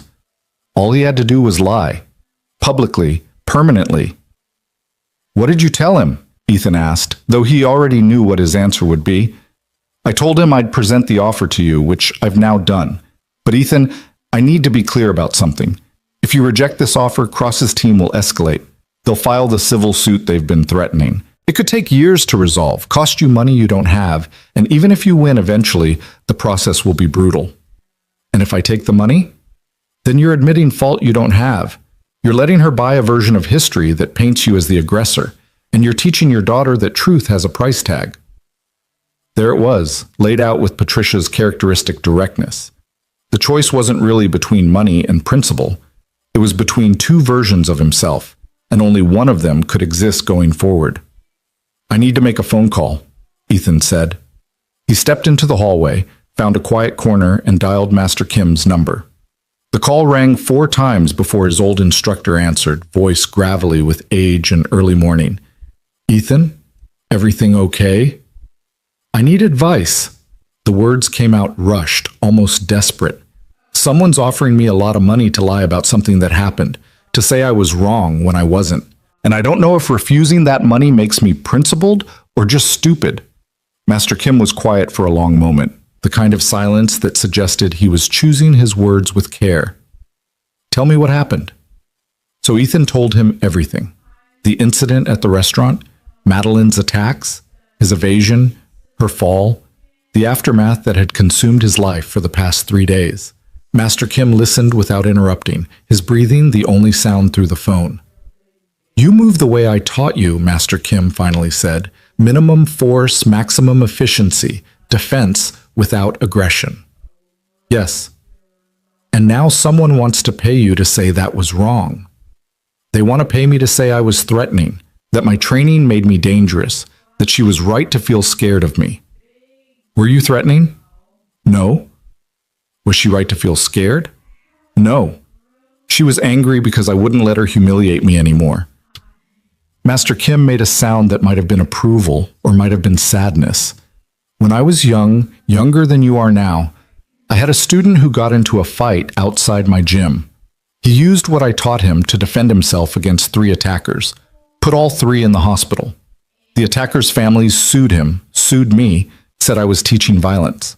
They offered me money to close my gym, to say my student was out of control, to disappear. What did you do?" "I fought. Lost everything fighting, my savings, my building, nearly my reputation. Took me 5 years to rebuild. And you know what I learned?" "What?" "That some things are more expensive than money. Dignity is one of them. Self-respect is another. The ability to look yourself in the mirror and recognize who you see, that's worth more than any settlement." Master Kim's voice softened. "But I didn't have a child depending on me. You do." So maybe your calculation is different. Is it though? What good is providing for Lily if I'm teaching her that truth is negotiable? That's the right question. Only you know the right answer. They talked for a few more minutes about other things. Master Kim's health, his current students, whether Ethan might come by the gym sometime. But the real conversation was already over, the advice already given, and Ethan felt something crystallize inside him with perfect clarity. He returned to Patricia's office, sat down across from her and said, "Tell Cross's attorney no. Tell him if he wants to file his lawsuit, he should file it. I'll see them in court." Patricia's expression flickered with something that might have been respect or might have been concern. "You're sure?" "I'm sure." Ethan picked up a pen and signed the settlement agreement with the restaurant, his signature bold and clear across the bottom of each page. Now let's deal with what comes next. What came next arrived faster than expected. By noon, Madeline Cross's attorney had filed a civil suit seeking $2 million in damages for assault, battery, intentional infliction of emotional distress, and negligent hiring on the part of Lumiere. The complaint was a masterpiece of creative fiction, painting Ethan as a violent martial artist with a history of aggression who'd stalked and terrorized a defenseless businesswoman. Patricia read through it with increasing incredulity, occasionally shaking her head or making notes in the margins. "This is mostly garbage, but there are a few concerning elements. They've found your custody case from 3 years ago and are using your in-laws' initial opposition to paint you as unstable. They've also got statements from other restaurant workers claiming you were intense and intimidating. I've worked there for 3 years without a single incident." "I know. But they're building a narrative of simmering violence waiting to explode. It's manipulative, but it's also effective storytelling." Patricia looked up from the documents.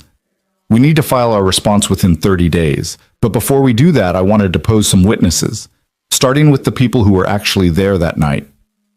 The depositions began the following week. A parade of restaurant guests and staff members called to give their sworn testimony about what they'd witnessed. Ethan sat through each one in Patricia's conference room, listening to people describe the worst night of his life from their various perspectives. Richard Chen, the silver-haired businessman, was unequivocal in his support. Ms. Cross was behaving abominably from the moment she sat down. She was rude, dismissive, and deliberately provocative toward Mr. Brooks. When she slapped him, I was shocked.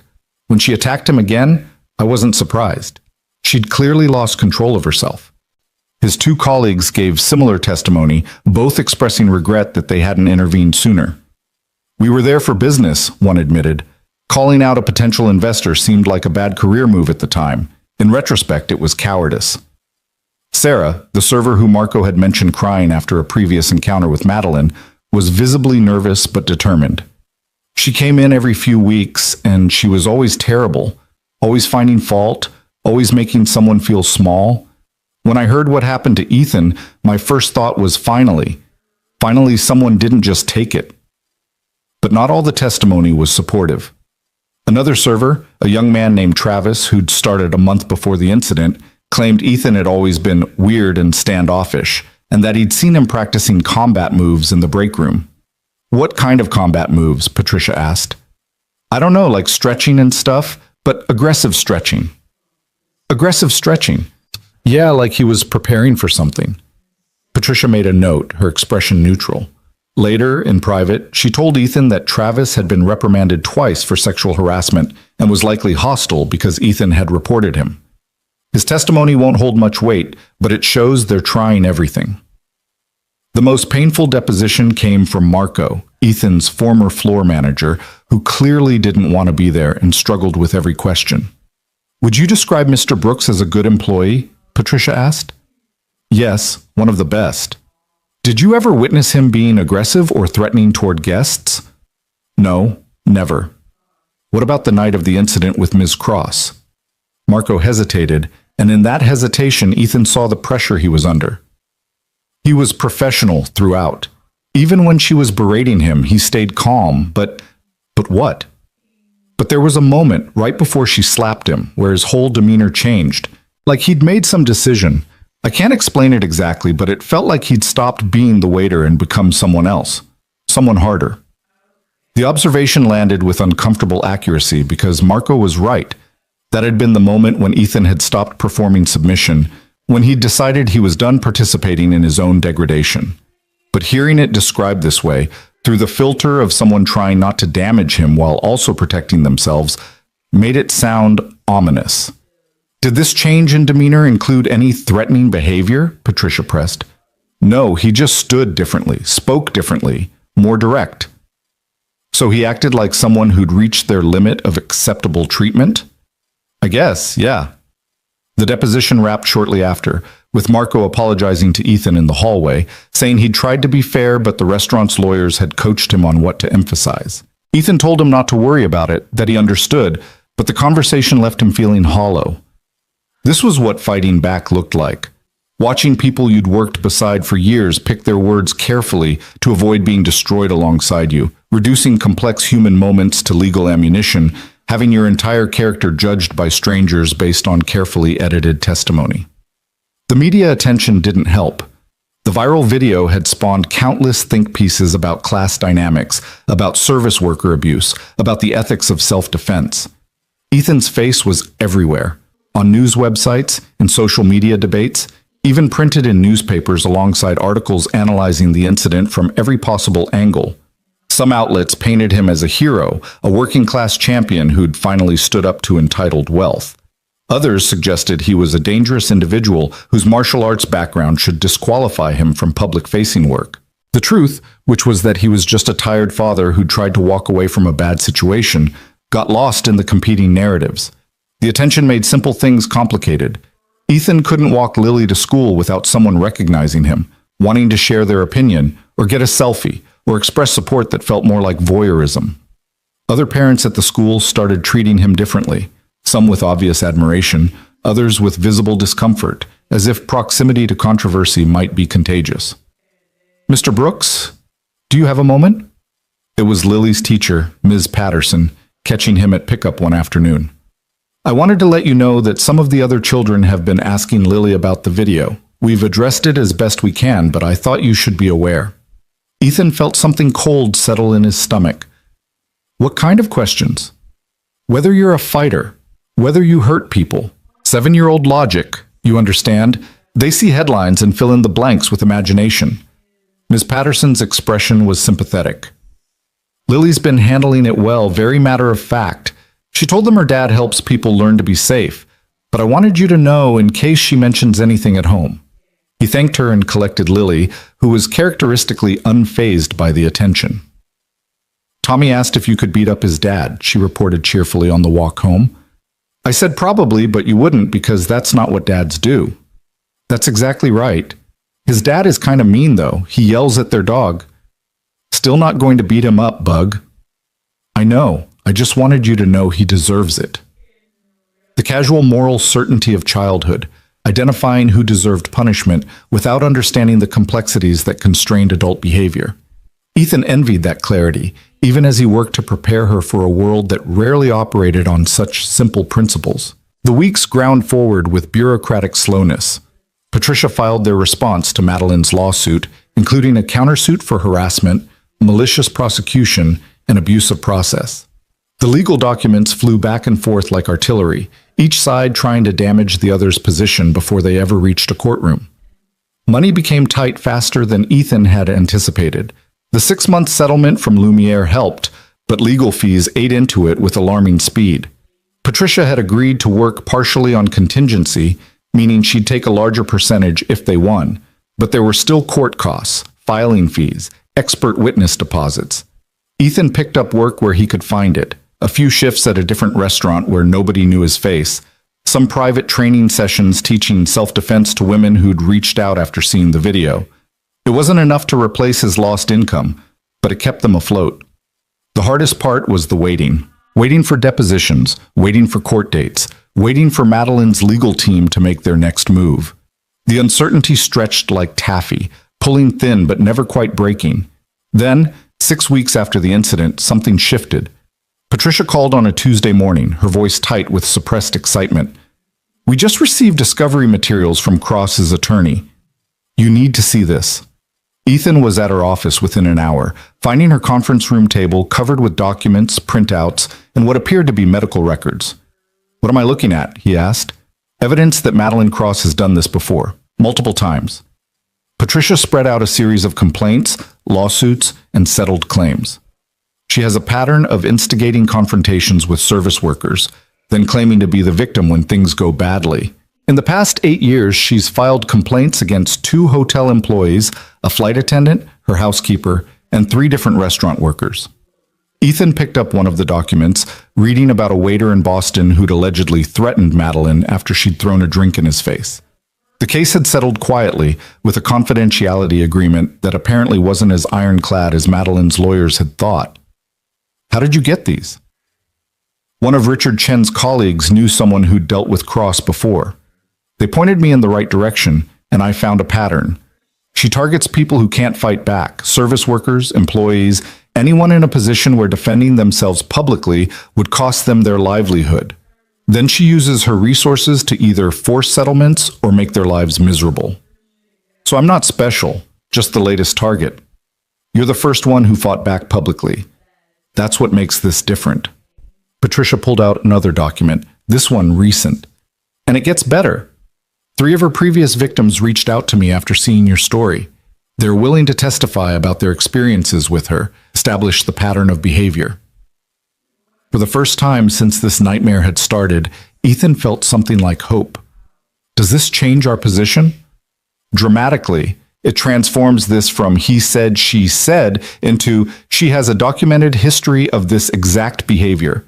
Her attorney is going to fight like hell to keep it out of court, claim it's prejudicial, but it's absolutely relevant to show her credibility and state of mind that night. Patricia's smile was sharp. We're going to win this, Ethan. Not might win, will win. The news should have felt vindicating, triumphant even. Instead, Ethan just felt tired. Tired of fighting, tired of being angry, tired of organizing his entire life around this woman who'd spent a single evening trying to destroy him. What happens next? He asked. We file an amended complaint including this pattern of behavior. We depose Cross herself, which should be enlightening. And we push for mediation. Now that we've got ammunition, her team will want to settle before this gets to trial and becomes public record. I don't want her money. Patricia looked at him carefully. What do you want? It was the same question Master Kim had posed weeks ago, and Ethan still didn't have a complete answer. He wanted his life back, but that life was gone. He wanted justice, but justice in the legal system meant money changing hands, not actual accountability. He wanted Madeline to understand what she'd done, to feel genuine remorse, but people like her rarely developed that kind of self-awareness. I want her to stop, he finally said. I want her to not be able to do this to someone else. I don't care about money. I want consequences that actually mean something. Then we push for a public admission of fault as part of any settlement. She issues a statement acknowledging her behavior, apologizing without caveats, and commits to therapy or anger management or something that at least pretends to address the underlying problem. Will her lawyers agree to that? If the alternative is going to trial with her entire history of abuse laid out in public testimony, yeah, they might. Pride is expensive, but public humiliation is priceless. Patricia began organizing the documents into folders. Let me work on this. But Ethan, prepare yourself for her to fight. People like Madeline Cross don't admit fault easily. The prediction proved accurate. Madeline's legal team responded to the amended complaint with aggressive motions to exclude the prior incidents, arguing they were irrelevant and prejudicial. Patricia fired back with case law and precedent, and the judge, a no-nonsense woman named Martinez, ultimately ruled that the pattern evidence was admissible, though she'd determine exactly how much during trial, which meant they were headed to court unless someone blinked first. The deposition of Madeline Cross was scheduled for a Friday morning, held at her attorney's office in a building that probably cost more per square foot than Ethan's entire apartment. He sat beside Patricia, facing the woman who'd assaulted him, and tried to see her clearly without the overlay of anger or fear. She looked smaller than he remembered, more ordinary. Expensive clothes and perfect makeup, yes, but underneath all that was just a person. Damaged in ways he couldn't see, acting out pain she probably didn't understand, hurting others to avoid examining herself. Ethan almost felt sorry for her. Almost. Patricia conducted the deposition with surgical precision, walking Madeline through her version of events with careful attention to every contradiction, every exaggeration, every place her story didn't align with video evidence or witness testimony. You stated in your complaint that Mr. Brooks was menacing throughout the evening. Can you define what you mean by menacing? Madeline's jaw tightened. He was cold, distant, like he was barely tolerating having to serve me. Is it menacing for a server to be professional but not warm? It felt threatening. What specifically did he do that was threatening? His whole demeanor, the way he looked at me, the way he looked at you. With what expression? I don't know. It's hard to describe. He just made me uncomfortable. Did he raise his voice? No. Make any aggressive gestures? No. Touch you in any way before you touched him? A pause. No. So when you slapped him, it was in response to him looking at you in a way that made you uncomfortable? He was being disrespectful. Disrespectful how? He wouldn't apologize properly. Wouldn't show proper deference. Patricia let that answer hang in the air for a moment, the entitlement in it obvious even to Madeline's own attorney, who shifted uncomfortably in his chair. Ms. Cross, have you ever filed complaints against other service workers? Objection, relevance, David Winters interjected immediately. Goes to pattern and credibility, Patricia countered. They went back and forth, but eventually Madeline was forced to answer, each admission pulling her deeper into the hole she'd dug. Yes, she'd complained before. Yes, she'd felt threatened before. Yes, she expected a certain standard of service and had no problem reporting when it wasn't met.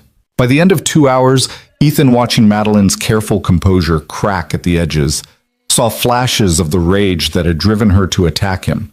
She wanted to lash out at Patricia the same way she'd lashed out at him, but the deposition room wasn't a restaurant and there was no audience to perform for. She was just a person being held accountable, finally, and she hated it. The deposition ended with Madeline's attorney calling for a break and requesting a private sidebar with Patricia. Ethan waited in the lobby, watching expensive lawyers hustle between meetings, and wondered how many other stories like his were being negotiated in rooms just like this. Patricia emerged 20 minutes later looking satisfied. They want to settle? For how much? They're offering $500,000, complete dismissal of their suit, and a confidentiality agreement. $500,000. The number was so absurd after months of scraping by that Ethan had to laugh. And the catch? No admission of wrongdoing, no public statement, just money and silence. No. Patricia had expected this answer. They'll go higher, probably to $750,000, maybe even $1 million if we push. Ethan, that's life-changing money. It's also blood money. It's paying me to let her keep doing this to other people. He stood up, suddenly desperate to be out of this building with its marble floors and the scent of wealth. Tell them we want what we asked for. Public acknowledgement, apology, therapy requirement. If they won't agree, we'll see them in court. 2 days later, Patricia called with a different offer, $300,000. A public statement from Madeline acknowledging her behavior was inappropriate and apologizing to Ethan specifically, and a requirement that she complete anger management counseling. Still no admission of legal wrongdoing, but as close as they were likely to get. It's not perfect, Patricia said, but it's real consequences. The apology will be public record. The counseling requirement is enforceable, and the money gives you options. You can donate it, use it for Lily, whatever feels right. Ethan thought about his daughter, about the years of struggling ahead, about the statement this would make versus the statement he'd wanted to make. Sometimes winning wasn't getting everything you wanted. Sometimes it was getting enough to call it victory and move forward. Okay, he said. Let's accept. The settlement was finalized the following week, signed by both parties and filed with the court. Madeline's statement was brief and clearly written by lawyers, but it was also public and permanent. I regret my behavior toward Ethan Brooks at Lumiere Restaurant. My actions were inappropriate, and I apologize for any distress I caused. I'm taking steps to address my conduct going forward. It wasn't a confession. It wasn't justice in any meaningful sense, but it was acknowledgement, and sometimes that was enough. The media covered the settlement extensively, most outlets treating it as vindication for Ethan and a rare moment of accountability for someone with Madeline's resources. The comment sections filled with people sharing their own stories of mistreatment by employers, customers, and others with power over their livelihoods. "This is bigger than you," Mrs. Chen said the evening after the settlement was announced. She'd come over with celebratory dumplings, insisting they mark the occasion properly. "You didn't just stand up for yourself, you showed people it's possible to stand up. That matters." Maybe it did. Maybe that was worth all the stress, all the uncertainty, all the nights lying awake wondering if he'd made the right choice. Or maybe it just was what it was. A difficult situation he'd handled as best he could, with consequences he'd learned to live with. Either way, it was over. Finally, mercifully over. That night, after Lily was asleep and the apartment was quiet, Ethan sat with the settlement paperwork spread before him and tried to feel victorious. The money would solve immediate problems: back rent, medical bills, maybe even a small college fund for Lily. The apology would satisfy something in him that had needed satisfaction. But mostly, he just felt the absence of pressure, like a weight he'd been carrying had finally been set down. His shoulders dropped, his jaw unclenched. For the first time in months, he took a full breath and let it out slowly. He was free. Not perfect, not whole, but free. And that would have to be enough. The settlement money arrived in Ethan's account on a Tuesday morning, appearing as a number so large it looked fake, like someone had made a typo when entering the amount. $300,000, minus Patricia's contingency fee and various court costs, leaving him with just over $200,000 in actual take-home. Life-changing money, Patricia had called it.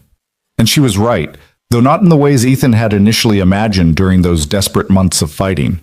The money didn't erase the trauma of what had happened, didn't undo the viral video that still circulated online, didn't make him forget the feeling of Madeline's hand connecting with his face or the weeks of uncertainty that followed. What it did was give him space. Space to breathe, space to think, space to choose what came next without desperation driving every decision. "What are you going to do with it?" Lily asked over breakfast the morning after the transfer cleared. She was eating cereal with the focused intensity she brought to everything, her homework already completed and packed in her backpack. "First, I'm paying all our bills, every single one, completely caught up." Ethan ticked items off on his fingers. "Then I'm putting money aside for your college. Then I'm going to figure out what kind of work I actually want to do, not just what I have to do." What do you want to do? It was such a simple question, one he'd stopped asking himself years ago when survival became the only goal that mattered. What did he want? Not what could he tolerate, not what paid enough, not what kept them afloat. What actually brought him satisfaction, made him feel like himself. "I think I want to teach," Ethan said slowly, the words forming even as he spoke them. "Self-defense, discipline, the things Master Kim taught me. But for people who really need it, not wealthy people paying for a hobby, but people trying to feel safe in their own lives." Lily nodded seriously, as if this made perfect sense. "Like you taught me." "Exactly like I taught you." The idea crystallized over the following days, taking shape through conversations with Mrs. Chen, with Patricia, with Master Kim, who was delighted by the prospect of his former student returning to teaching. Not opening a commercial gym with expensive memberships and intimidating equipment, but something smaller, more accessible. Community-based classes, sliding scale fees, a focus on practical skills rather than competition. "There's a community center in the West End that's been looking for instructors," Mrs. Chen mentioned during one of their regular tea sessions. "My friend volunteers there. They serve mostly working families, immigrants, single parents, people who could benefit from what you know." Ethan visited the center the following week, a converted warehouse that now housed after-school programs, ESL classes, food assistance, and various other services for a neighborhood that had more need than resources. The director, a woman named Aisha, who moved with the efficient weariness of someone perpetually fighting uphill battles, showed him the space they'd allocated for fitness classes. "It's not much," she admitted, gesturing to a room with thin mats and walls that needed paint. "We can't pay you much either, maybe $20 an hour for whatever classes you want to teach. But we have people who've been asking for self-defense instruction, especially women and girls. If you're interested." $20 an hour was nothing compared to what Ethan could charge at a commercial gym. But looking around this space, Imagining it filled with people who genuinely needed these skills, who couldn't afford private lessons or fancy training facilities, felt more right than anything had felt in years. "I'm interested," he said. "When can I start?" The first class was scheduled for a Saturday morning, advertised through the center's networks and local community boards. Ethan arrived early, unsure what to expect, and found 12 women already waiting, ages ranging from late teens to 60s, backgrounds as diverse as the city itself, all sharing a common thread of wanting to feel safer in a world that often felt hostile. "Good morning," Ethan began, suddenly nervous in a way he hadn't been since his first training session as a teenager. "My name is Ethan Brooks. I've been studying martial arts for 15 years, and I'm here to teach you some basic self-defense techniques. But before we start with physical skills, I want to talk about the most important thing, awareness." He walked them through the fundamentals Master Kim had drilled into him. Situational awareness, recognizing danger before it became immediate, understanding that the best fight was the one you never had. Then they moved to physical techniques, starting with simple wrist releases and progressing to more complex escapes. One woman, probably in her 50s with graying hair and strong hands, practiced with particular intensity. During a water break, she approached Ethan. "I saw your video," she said quietly. "The one from the restaurant. That's why I came today." Ethan felt the familiar discomfort of recognition, the weight of being known for the worst moment of his life. "I appreciate you being here, but that video showed me what control looks like," she interrupted. "My ex-husband used to hit me. For 10 years he hit me, and I never fought back because I thought fighting back would make it worse. Then I saw you, someone who clearly knew how to fight, choosing not to. Choosing to protect yourself without hurting someone else even when they deserved it. That's what I want to learn, not how to hurt people. How to protect myself without becoming like the people who hurt me." The words hit Ethan with unexpected force, offering a perspective on that night he'd never considered. He'd been so focused on his own experience, his own trauma, that he hadn't fully registered how his response might resonate with others who'd faced violence and felt powerless.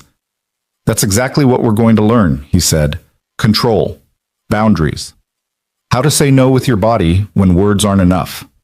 The class became a regular fixture in Ethan's week, then expanded to 2 classes, then 3 as word spread through the community. He taught teenagers how to escape grabs, taught mothers how to create distance, taught elderly women that they had the right to defend their space regardless of what society suggested about deference and propriety. And in teaching them, Ethan found himself learning that strength wasn't just physical, that courage came in forms he'd never considered, that the people who showed up week after week to practice techniques they hoped never to use were often braver than anyone who'd ever stepped into a ring. Money remained tight despite the settlement. Ethan had been conservative with his spending, putting most of it away for Lily's future and their long-term security rather than indulging in anything extravagant. The community center income barely covered their basic expenses, but he supplemented it with private lessons for students who wanted more intensive training, and gradually they built something sustainable. Lily flourished in ways Ethan hadn't anticipated. With financial pressure reduced, he had more time for her, more energy to invest in homework help and school projects, and just being present. She joined the school's science club, developed an intense interest in astronomy, started talking about becoming an astrophysicist with the casual confidence of someone who'd never been told to limit her dreams. "Ms. Patterson says I'm the best student in my grade at math," Lily reported one evening, barely looking up from her homework. "She wants me to take the advanced placement test. That's amazing, Bug. You've been working hard. You help me. You explain things in ways that make sense." She chewed her pencil thoughtfully. "Tommy's dad still yells at their dog. Still not beating him up." "I know, just keeping you updated." These small moments of normalcy, of childhood proceeding as it should, felt more valuable than any settlement money. This was what Ethan had been fighting for all along, even when he didn't fully realize it. Not just survival, but the space for both of them to become whoever they were meant to be. 6 months after the settlement, Patricia called with unexpected news. "I thought you should know. Madeline Cross was arrested last night." Ethan's stomach dropped. "For what?" "Assault. She got into an altercation with a parking attendant, shoved him into a wall when he told her she couldn't park in a handicapped space. The attendant pressed charges. Given her documented history and the terms of our settlement requiring anger management, the prosecutor is taking it seriously. Is she going to jail? Probably not. First offense technically, since our settlement wasn't a criminal conviction, but she'll likely get probation, mandatory counseling, community service. The judge apparently read about our case and is not inclined to be lenient. Patricia paused. I wanted you to know because it validates everything you said, that this was about pattern, about someone who needed real consequences to change. You might have saved that parking attendant from worse by forcing accountability on her. After hanging up, Ethan sat with this information, trying to sort through complicated feelings. He didn't feel satisfaction at Madeline's arrest, didn't experience the vindication he might have expected. Instead, he felt mostly sadness. For her, for the parking attendant, for every person caught in the blast radius of her unexamined anger. But he also felt validation for the choice he'd made to fight back, to insist on accountability even when accepting payment for silence would have been easier. It hadn't just been about his own dignity. It had been about preventing future harm, about insisting that wealth couldn't purchase immunity from consequences. The anniversary of the incident arrived with little fanfare. 1 year since Madeline had walked into Lumiere, since Ethan's life had exploded and reassembled into something different. He marked the day by taking Lily to the park, the same park he'd promised to take her during those desperate early days when everything felt uncertain. They bought ice cream from a vendor, sat on a bench watching other children play, and talked about nothing in particular: school, friends, whether they should get a cat now that their apartment allowed pets with a deposit Ethan could actually afford. Daddy, Lily said suddenly, ice cream melting down her cone in the late afternoon sun, are you happy now? The question caught him off guard, forcing him to actually assess rather than deflect. Was he happy? Not in the uncomplicated way he'd been happy before Claire died, before single parenthood, before responsibility became his defining characteristic, but something better than happy, maybe. Something more durable. Yeah, Bug, I think I am. Not because everything's perfect, but because I feel like myself again. Does that make sense? Kind of. You seem taller. Still the same height. Not physically taller, just bigger somehow, like you take up more space. Out of the mouths of children. She was right. He did take up more space now, moved through the world differently, no longer apologizing for existing or making himself smaller to accommodate others' comfort. The man who'd worked at Lumiere, who'd absorbed insults as part of the job description, felt like someone Ethan used to know rather than who he currently was. You made me braver, Lily continued, working on her ice cream with focused attention. When I saw what happened in that video, everyone at school saw it, you know. I thought maybe you'd be upset that everyone knew. But you weren't. You just kept being you, kept fighting even when people said you should give up. So now when things are hard at school, I think about that, about how you didn't give up. Ethan's throat tightened with emotion he hadn't expected. He'd spent so much time worrying about how the incident would damage Lily, how the public nature of it would harm her, that he'd never considered it might teach her something valuable about resilience and self-respect. I'm proud of you, he managed. So proud. I'm proud of you too, Daddy.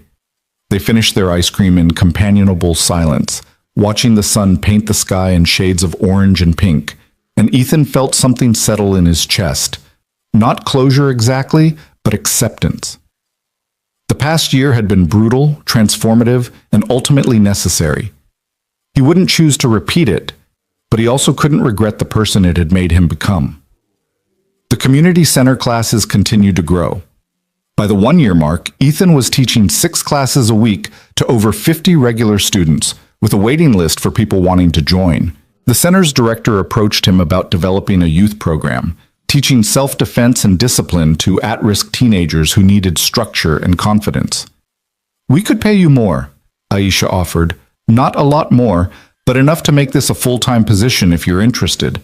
You'd be developing curriculum, training other instructors, building something sustainable. It was exactly the kind of opportunity Ethan had been hoping for. Work that mattered, that used his skills meaningfully, that paid enough to support his family without requiring him to compromise his values. He accepted immediately, and within 3 months he was working full-time at the center, building programs and training instructors and watching young people discover their own strength. One of his teenage students, a 16-year-old named Marcus, who'd initially come to classes angry and defensive, stayed after one evening to talk. "My mom wanted me to thank you," Marcus said, not quite meeting Ethan's eyes. "She says I'm different since I started coming here, calmer or something. You've been putting in the work. That's what makes the difference." "Yeah, but it's more than the physical stuff. You keep talking about control, about how real strength is choosing not to fight when you don't have to. My dad never taught me that. He just taught me that being tough meant never backing down, always escalating. Got me suspended twice before I came here. And now? Now I know that walking away isn't the same as being weak, that protecting yourself doesn't mean you have to hurt someone else." Marcus finally looked up, making eye contact. "You showed us that. In that video everyone's seen, you could have destroyed that lady, but you didn't. That's real power." The conversation stayed with Ethan long after Marcus left, another reminder that the incident at Lumiere had ripples he couldn't fully track. The video that had felt like public humiliation had become, for some people, a teaching tool about restraint and dignity under pressure. He wondered sometimes what had happened to Madeline, whether the arrest had actually changed anything fundamental about her, or just made her more careful about where she directed her anger. Patricia mentioned occasionally that Madeline had completed her court-ordered counseling, that she'd stepped back from public life, that her investment firm had quietly pushed her into a less visible role. Redemption, maybe, or just consequences finally catching up. Ethan found he didn't particularly care which. His life had moved forward enough that Madeline Cross occupied very little mental space, becoming just a person who'd once tried to break him and failed. The settlement money continued to provide security, allowing Ethan to make choices based on what felt right rather than what paid best. He donated a portion to the community center, another portion to an organization that provided legal aid to service workers facing workplace abuse. The rest stayed invested for Lily's future and their rainy day fund, a cushion against disaster that let him breathe easier. Mrs. Chen remained a constant presence, her apartment a second home where Lily did homework and learned to cook and absorbed wisdom from someone who'd lived long enough to understand that most crises eventually pass. She'd been right that first morning after the incident, when she'd suggested invisibility was costing Ethan more than he realized. "You're different," she observed one evening over tea, nearly 2 years after everything had happened. "Lighter somehow." "I'm about the same weight," Ethan joked. "Not physically. Emotionally. You used to carry everything so tight, like you were afraid if you relaxed for a second everything would fall apart. Now you laugh more. Let things go more. Trust that the world won't destroy you." The world tried pretty hard, though. And you're still here. That's the lesson. Not that bad things won't happen, but that you're strong enough to survive them and stay yourself. Mrs. Chen refilled his cup with the precision of long practice. "Lily's lucky to have you. I'm lucky to have her, and you, this whole makeshift family we've built." Nothing makeshift about it. Family is who shows up, who stays, who tells you the truth even when it's uncomfortable. She smiled slightly. "Who makes you dumplings when you're having a crisis?" Fair point. The conversation drifted to other topics. Mrs. Chen's grandchildren visiting for the holidays, Lily's latest school project, the new restaurant opening down the block. Normal things, ordinary concerns, the beautiful mundanity of a life that had finally settled into sustainable rhythms. Master Kim reached out around this time, asking if Ethan would consider teaching advanced classes at his gym for students who wanted to progress beyond basics. "I'm getting old," he admitted over the phone. "My knees aren't what they were. But more than that, I see how you teach now, with more wisdom than I could give you back then. You've lived through things, survived things, and that shows in how you approach training." "I learned from the best," Ethan said. "You learned, then you added your own understanding. That's how it should work." "So what do you say? 2 evenings a week, teaching people who are serious about the discipline?" Ethan agreed and found himself back in a proper training gym for the first time in years, teaching advanced techniques to students who wanted to compete or just push their limits. It felt like completing a circle, returning to where he'd started but bringing everything he'd learned in the years between. One evening, working with a student on defensive combinations, Ethan caught his reflection in the gym's wall mirror and barely recognized himself. Not because he looked different physically, but because the person looking back carried himself with quiet confidence, moved through space like someone who knew exactly who he was and felt no need to apologize for it. The man who'd worked at Lumiere, who'd made himself small and swallowed insults, was gone completely. In his place was someone who'd been broken and reassembled, who'd learned that dignity wasn't something others could take from you, only something you could surrender, and even then, not permanently. Lily turned 9, then 10, growing from a child into something approaching a young person with her own opinions and interests and increasingly complicated inner life. She excelled in school, joined the debate team, started teaching younger kids at the community center the basic self-defense techniques her father had taught her. "I want to be like you when I grow up," she announced one evening out of nowhere. "What do you mean?" "Someone who helps people be strong. Not just physically, but like mentally strong. Knowing who you are strong." She was sprawled on the couch doing homework, hair pulled back in a messy ponytail. "All my friends' parents work jobs they hate because they have to. You work a job you love because you chose to. That's what I want." "Sometimes choosing what you love means other stuff gets harder," Ethan cautioned, not wanting to oversimplify the reality of following your values in a world that often punished them. "I know, but you did it. You chose right even when it was expensive and scary. That matters more than being comfortable." At 10 years old, she understood things that had taken Ethan 3 decades to learn. Maybe that was the real victory of everything that had happened. Not the settlement, or the vindication, or even the career change, but raising a child who understood that integrity had value beyond its market price. The viral video eventually faded from public consciousness, replaced by newer controversies and fresher content. Occasionally someone would recognize Ethan from it, in the grocery store, at Lily's school events, on the street, but the recognition became less frequent as time passed. He was no longer the guy from that video in most contexts, just a self-defense instructor and single father navigating life like everyone else. Madeline Cross disappeared from his life entirely, becoming just a name he occasionally heard in business news or legal filings related to her company. Whether she'd genuinely changed or just gotten better at hiding her behavior, Ethan didn't know and didn't need to. His partner's story was finished. 3 years after the incident, the community center held a fundraising gala to support expanded programs. Ethan attended reluctantly, uncomfortable with the formal setting and required small talk, but Aisha had insisted he needed to be there since much of the funding was tied to the self-defense program's success. During the cocktail hour, a woman approached him, early 40s, professional bearing, vaguely familiar though he couldn't place her face. "Mr. Brooks, I'm Jennifer Walsh. We spoke on the phone once, years ago. I'm a reporter with Metro Daily." Ethan remembered. She'd called during those first chaotic days after the video went viral, offering him a chance to tell his story. He'd declined then, too overwhelmed to trust anyone with his narrative. "I remember. What can I do for you?" "Actually, I wanted to thank you. After your case, I did a series of articles about abuse of service workers, using your story as a jumping-off point.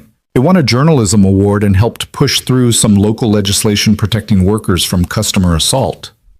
She smiled slightly. "You probably didn't know this, but what happened to you changed things for a lot of people." Ethan hadn't known. He'd been so focused on his own recovery, his own rebuilding, that he hadn't tracked the broader implications of his decision to fight back. "I'm glad something good came from it," he said carefully. "More than something. Restaurant workers now have stronger legal protections. Training programs have been implemented about de-escalation and customer management. You created a conversation that needed to happen." Jennifer paused. "Would you ever consider talking about it publicly? Not for sensation, but for the educational value?" "Maybe someday. Right now I'm just focused on the work here, teaching people to protect themselves. That feels more useful than talking about the past." "Fair enough. But if you change your mind, I'd love to tell your story properly. Not the viral moment, but what came after. How you rebuilt, what you learned, the impact you're having now." They exchanged contact information, though Ethan doubted he'd ever use it. His story felt too personal, too raw, to become content for consumption. But he appreciated knowing that something positive had emerged from that nightmare, that his refusal to accept abuse as inevitable had contributed to broader change. The gala continued around them, donors and volunteers and community members mixing together in service of shared purpose. Lily was there somewhere with Mrs. Chen, probably charming everyone with her articulate explanations of orbital mechanics. Patricia had come too, bringing her wife, staying long enough to congratulate Ethan on building something meaningful before excusing herself to other engagements. Looking around the room, Ethan felt the kind of satisfaction that came from knowing you'd invested in something larger than yourself. This center, these programs, these people learning to value their own safety and dignity, this was real impact, measurable in ways that court victories and settlement checks never could be. Near the end of the evening, Aisha pulled him aside. "I have some news. We've secured funding to expand significantly. 3 new locations across the city, each needing a self-defense program. I'd like you to oversee all of them, training instructors, developing standardized curriculum, basically building a model that can scale." That's a huge responsibility. It is, but you've proven you can handle it. And more importantly, you understand what we're actually doing here. Not just teaching techniques, but rebuilding people's sense of agency and worth. That's not something you can just hire for. It has to come from someone who's lived it. The offer came with increased salary, benefits, the kind of stability Ethan had once thought impossible while doing work he actually believed in. He accepted without hesitation, shaking Aisha's hand and already mentally planning how to structure the expanded programs. Walking home that night with Lily half asleep on his shoulder and Mrs. Chen chatting about the evening, Ethan felt something he hadn't felt in years: contentment. Not the absence of problems or challenges, but a fundamental satisfaction with the direction of his life, the person he was becoming, the future he was building. "Daddy?" Lily mumbled against his shoulder, 3/4 asleep. "Today was good." "Yeah, Bug. Today was good." And it was. Not perfect, not without complications, but genuinely good in ways that mattered. The kind of good that came from hard-won wisdom, from surviving storms and learning to navigate by stars instead of streetlights. 4 years after Madeline Cross had walked into Lumiere and changed his life forever, Ethan stood in front of a room full of new instructors at the first expanded community center location. They were diverse in age, background, and experience, but unified in wanting to use martial arts as a tool for empowerment rather than violence. "Before we talk about curriculum or techniques," Ethan began, "I want to tell you why this work matters. Most of you know my story. It's been public enough. What you might not know is what I learned from it." He paused, organizing thoughts he'd carried for years, but never quite articulated this directly. "I learned that strength isn't about how much damage you can do. It's about how much you can endure without losing yourself. I learned that fighting back doesn't always mean physical confrontation. Sometimes it means refusing to accept someone else's assessment of your worth. And I learned that the most important battle is often the one to remain human, remain compassionate, even when you'd be justified in becoming something else." The instructors listened with the intensity of people who'd chosen this work because they understood it mattered, because they'd seen or experienced the kind of powerlessness that these programs addressed. "We're not teaching people to be fighters. We're teaching them to be themselves, fully and without apology. To take up space, set boundaries, trust their instincts. The physical techniques are just tools for that larger purpose. Never forget that." Training the instructors became Ethan's primary focus over the following months, building a team that understood the philosophy as well as the techniques. He brought in guest speakers, survivors of violence, psychologists specializing in trauma, legal experts on self-defense law. The program became comprehensive, addressing not just the physical aspects of safety, but the emotional and psychological dimensions. Master Kim came to observe one of the training sessions, watching with the critical eye of someone who'd spent 50 years in martial arts. Afterward, he pulled Ethan aside. "You've become a better teacher than I ever was," he said simply. "Master Kim, that's not... It's true. I taught technique, discipline, tradition, important things, yes. But you teach something deeper, how to stay whole when the world tries to break you. That's wisdom I never had to give." The compliment meant more than any settlement money, any legal victory, any external validation. This man who'd shaped so much of who Ethan was recognized that his student had evolved beyond mimicry into something original and valuable. "I learned from your foundation," Ethan said. "Everything I teach is built on what you gave me." "As it should be, but You added floors I never imagined. That's the way of things. Each generation takes what came before and builds higher. Master Kim smiled, the expression crinkling his weathered face. I'm proud of you. Not for fighting back, not for winning, for choosing to use what happened as fuel for helping others. The programs continued to expand, reaching more people, changing more lives in small but significant ways. Ethan heard stories regularly now. A woman who'd escaped an abusive relationship feeling strong enough to testify in court. A teenager who'd avoided a robbery by projecting confidence learned in class. A single mother who'd set boundaries with a harassing neighbor. Not every story had a happy ending. Some students stopped coming after a few sessions, unable to face the emotional work that came with physical training. Others made progress, then backslid when life got overwhelming. But enough people found genuine help, genuine transformation, that the work felt meaningful even on difficult days. Lily was 12 when she asked to take her first formal martial arts class.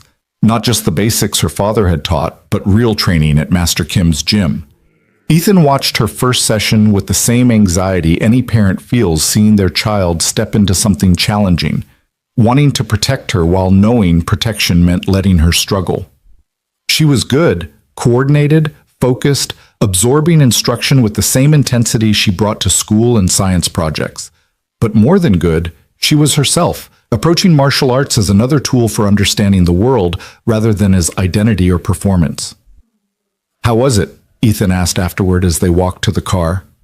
Hard. My legs hurt. But good hard, you know? Like I accomplished something.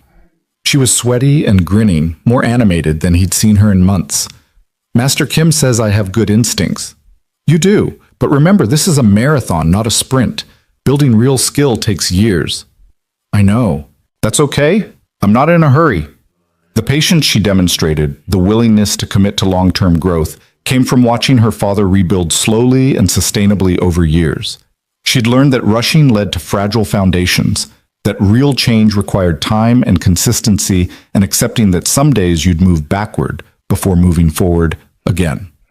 5 years after the incident, Lumiere closed its doors, a victim of changing tastes and economic pressures that had nothing to do with Ethan's story.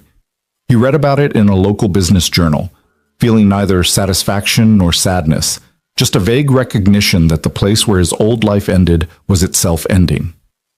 Mr. Castellano reached out afterward, his email brief and professional. I've thought often over the years about how we handled your situation. I told myself we made the right business decision, but business decisions have human costs. I'm sorry we didn't stand behind you the way we should have. Your dignity deserved better than we gave it. Ethan replied with equal brevity, Thank you for saying that. It matters. And it did. Not because he'd been waiting for an apology, but because acknowledgement, even late acknowledgement, had value. The 6th anniversary passed without fanfare, marked only by Ethan taking a personal day to sit in the park with Lily, now 13 and full of teenage certainty about everything. They didn't talk about the incident or its anniversary. They just existed together, father and daughter, eating overpriced food truck tacos and watching the city move around them. Do you ever wish it hadn't happened? Lily asked suddenly. The thing at the restaurant? Yeah, sometimes. It was brutal to live through. But if it hadn't happened, you'd still be working there, still pretending to be small, still unhappy even if you didn't admit it. She was watching him with those sharp eyes that saw too much.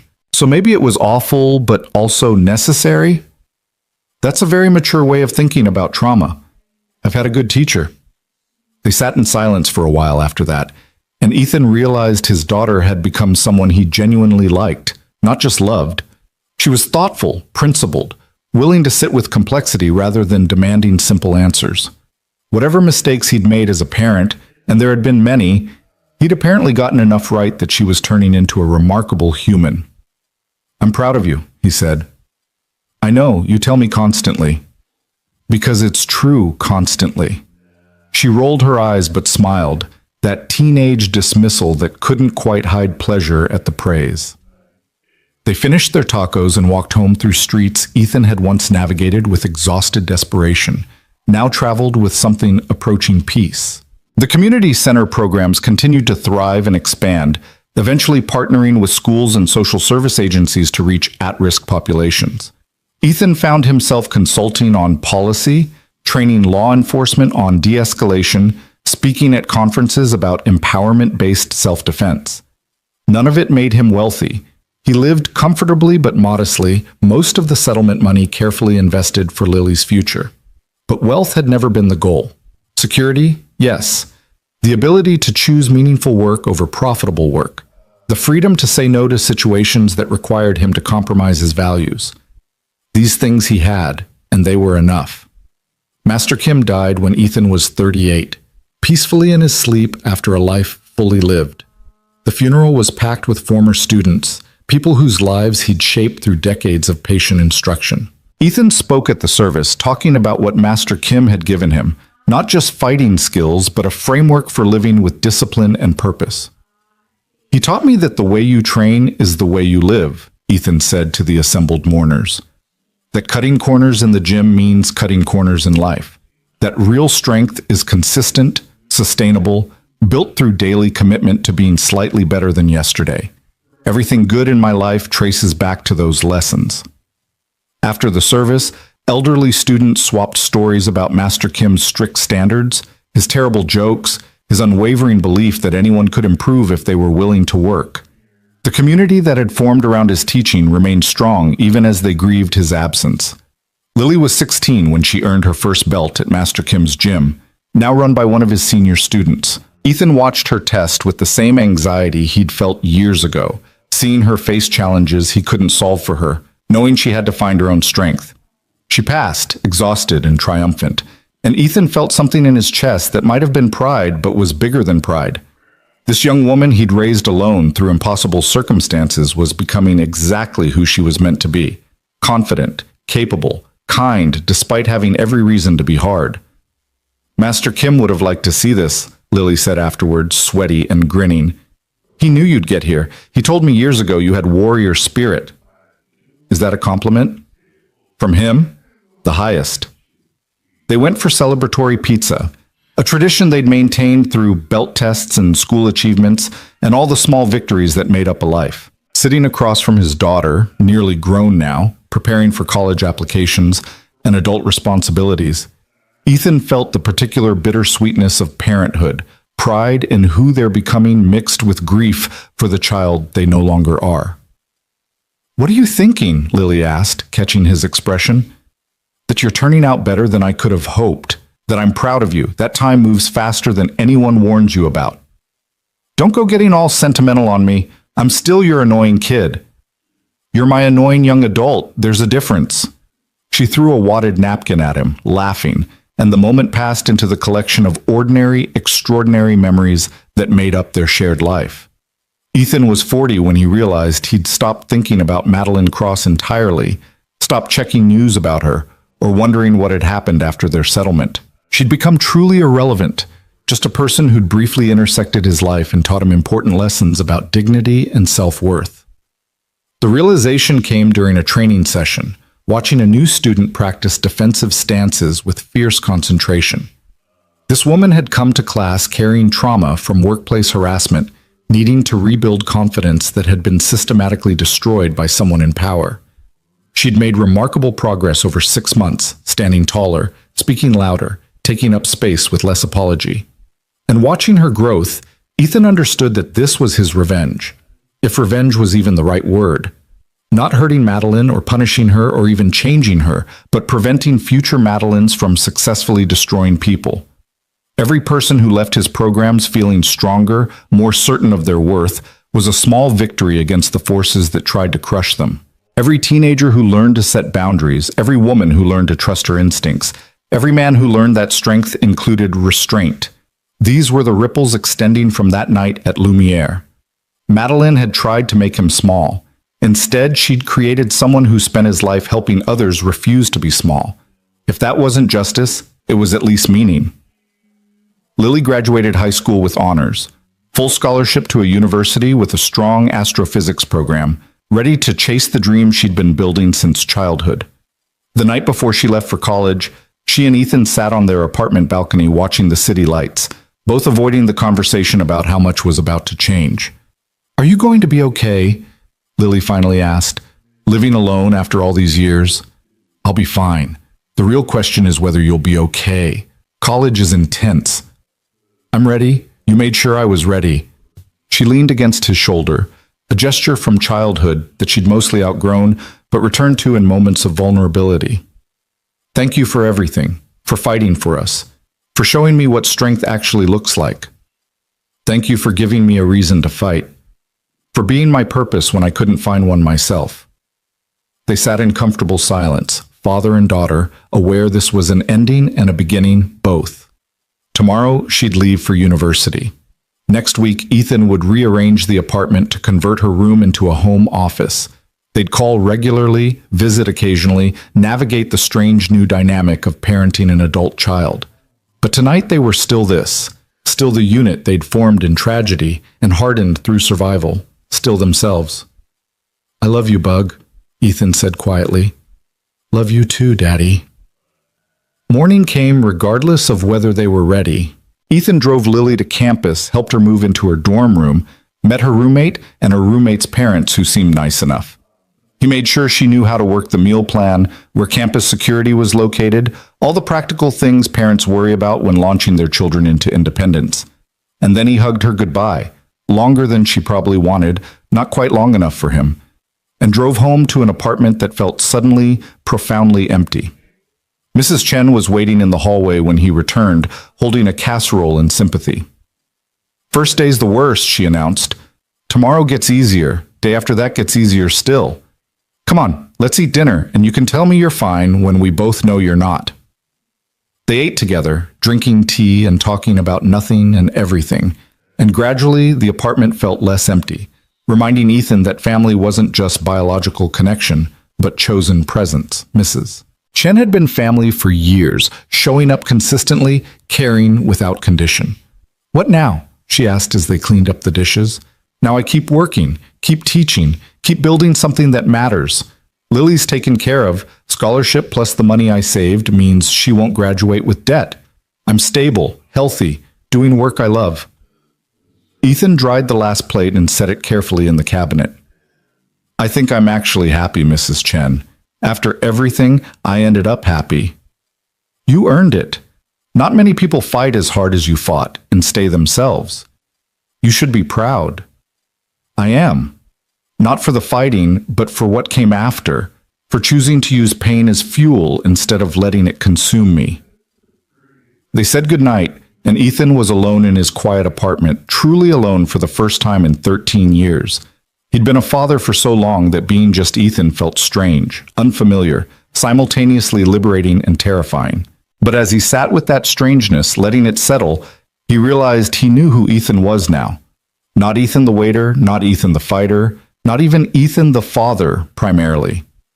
Just Ethan, a man who'd survived trauma, rebuilt with intention, and created something meaningful from the wreckage. He pulled out his phone and texted Lily. Proud of you, love you. Don't forget to call your old man occasionally. Her response came immediately. I'm literally across town, not on Mars. Love you too.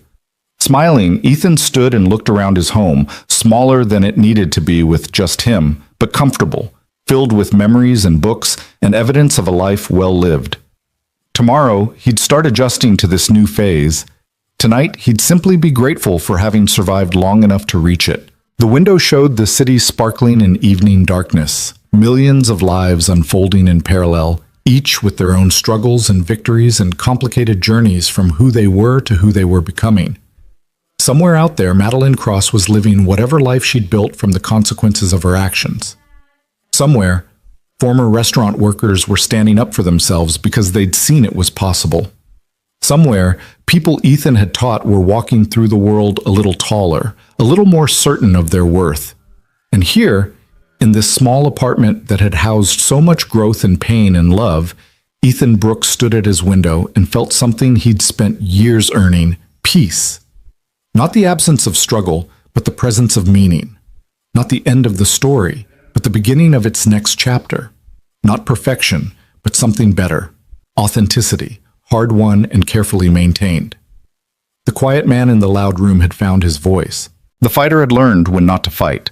The father had raised a remarkable daughter, and in the process, become remarkable himself. It was enough. More than enough. It was everything.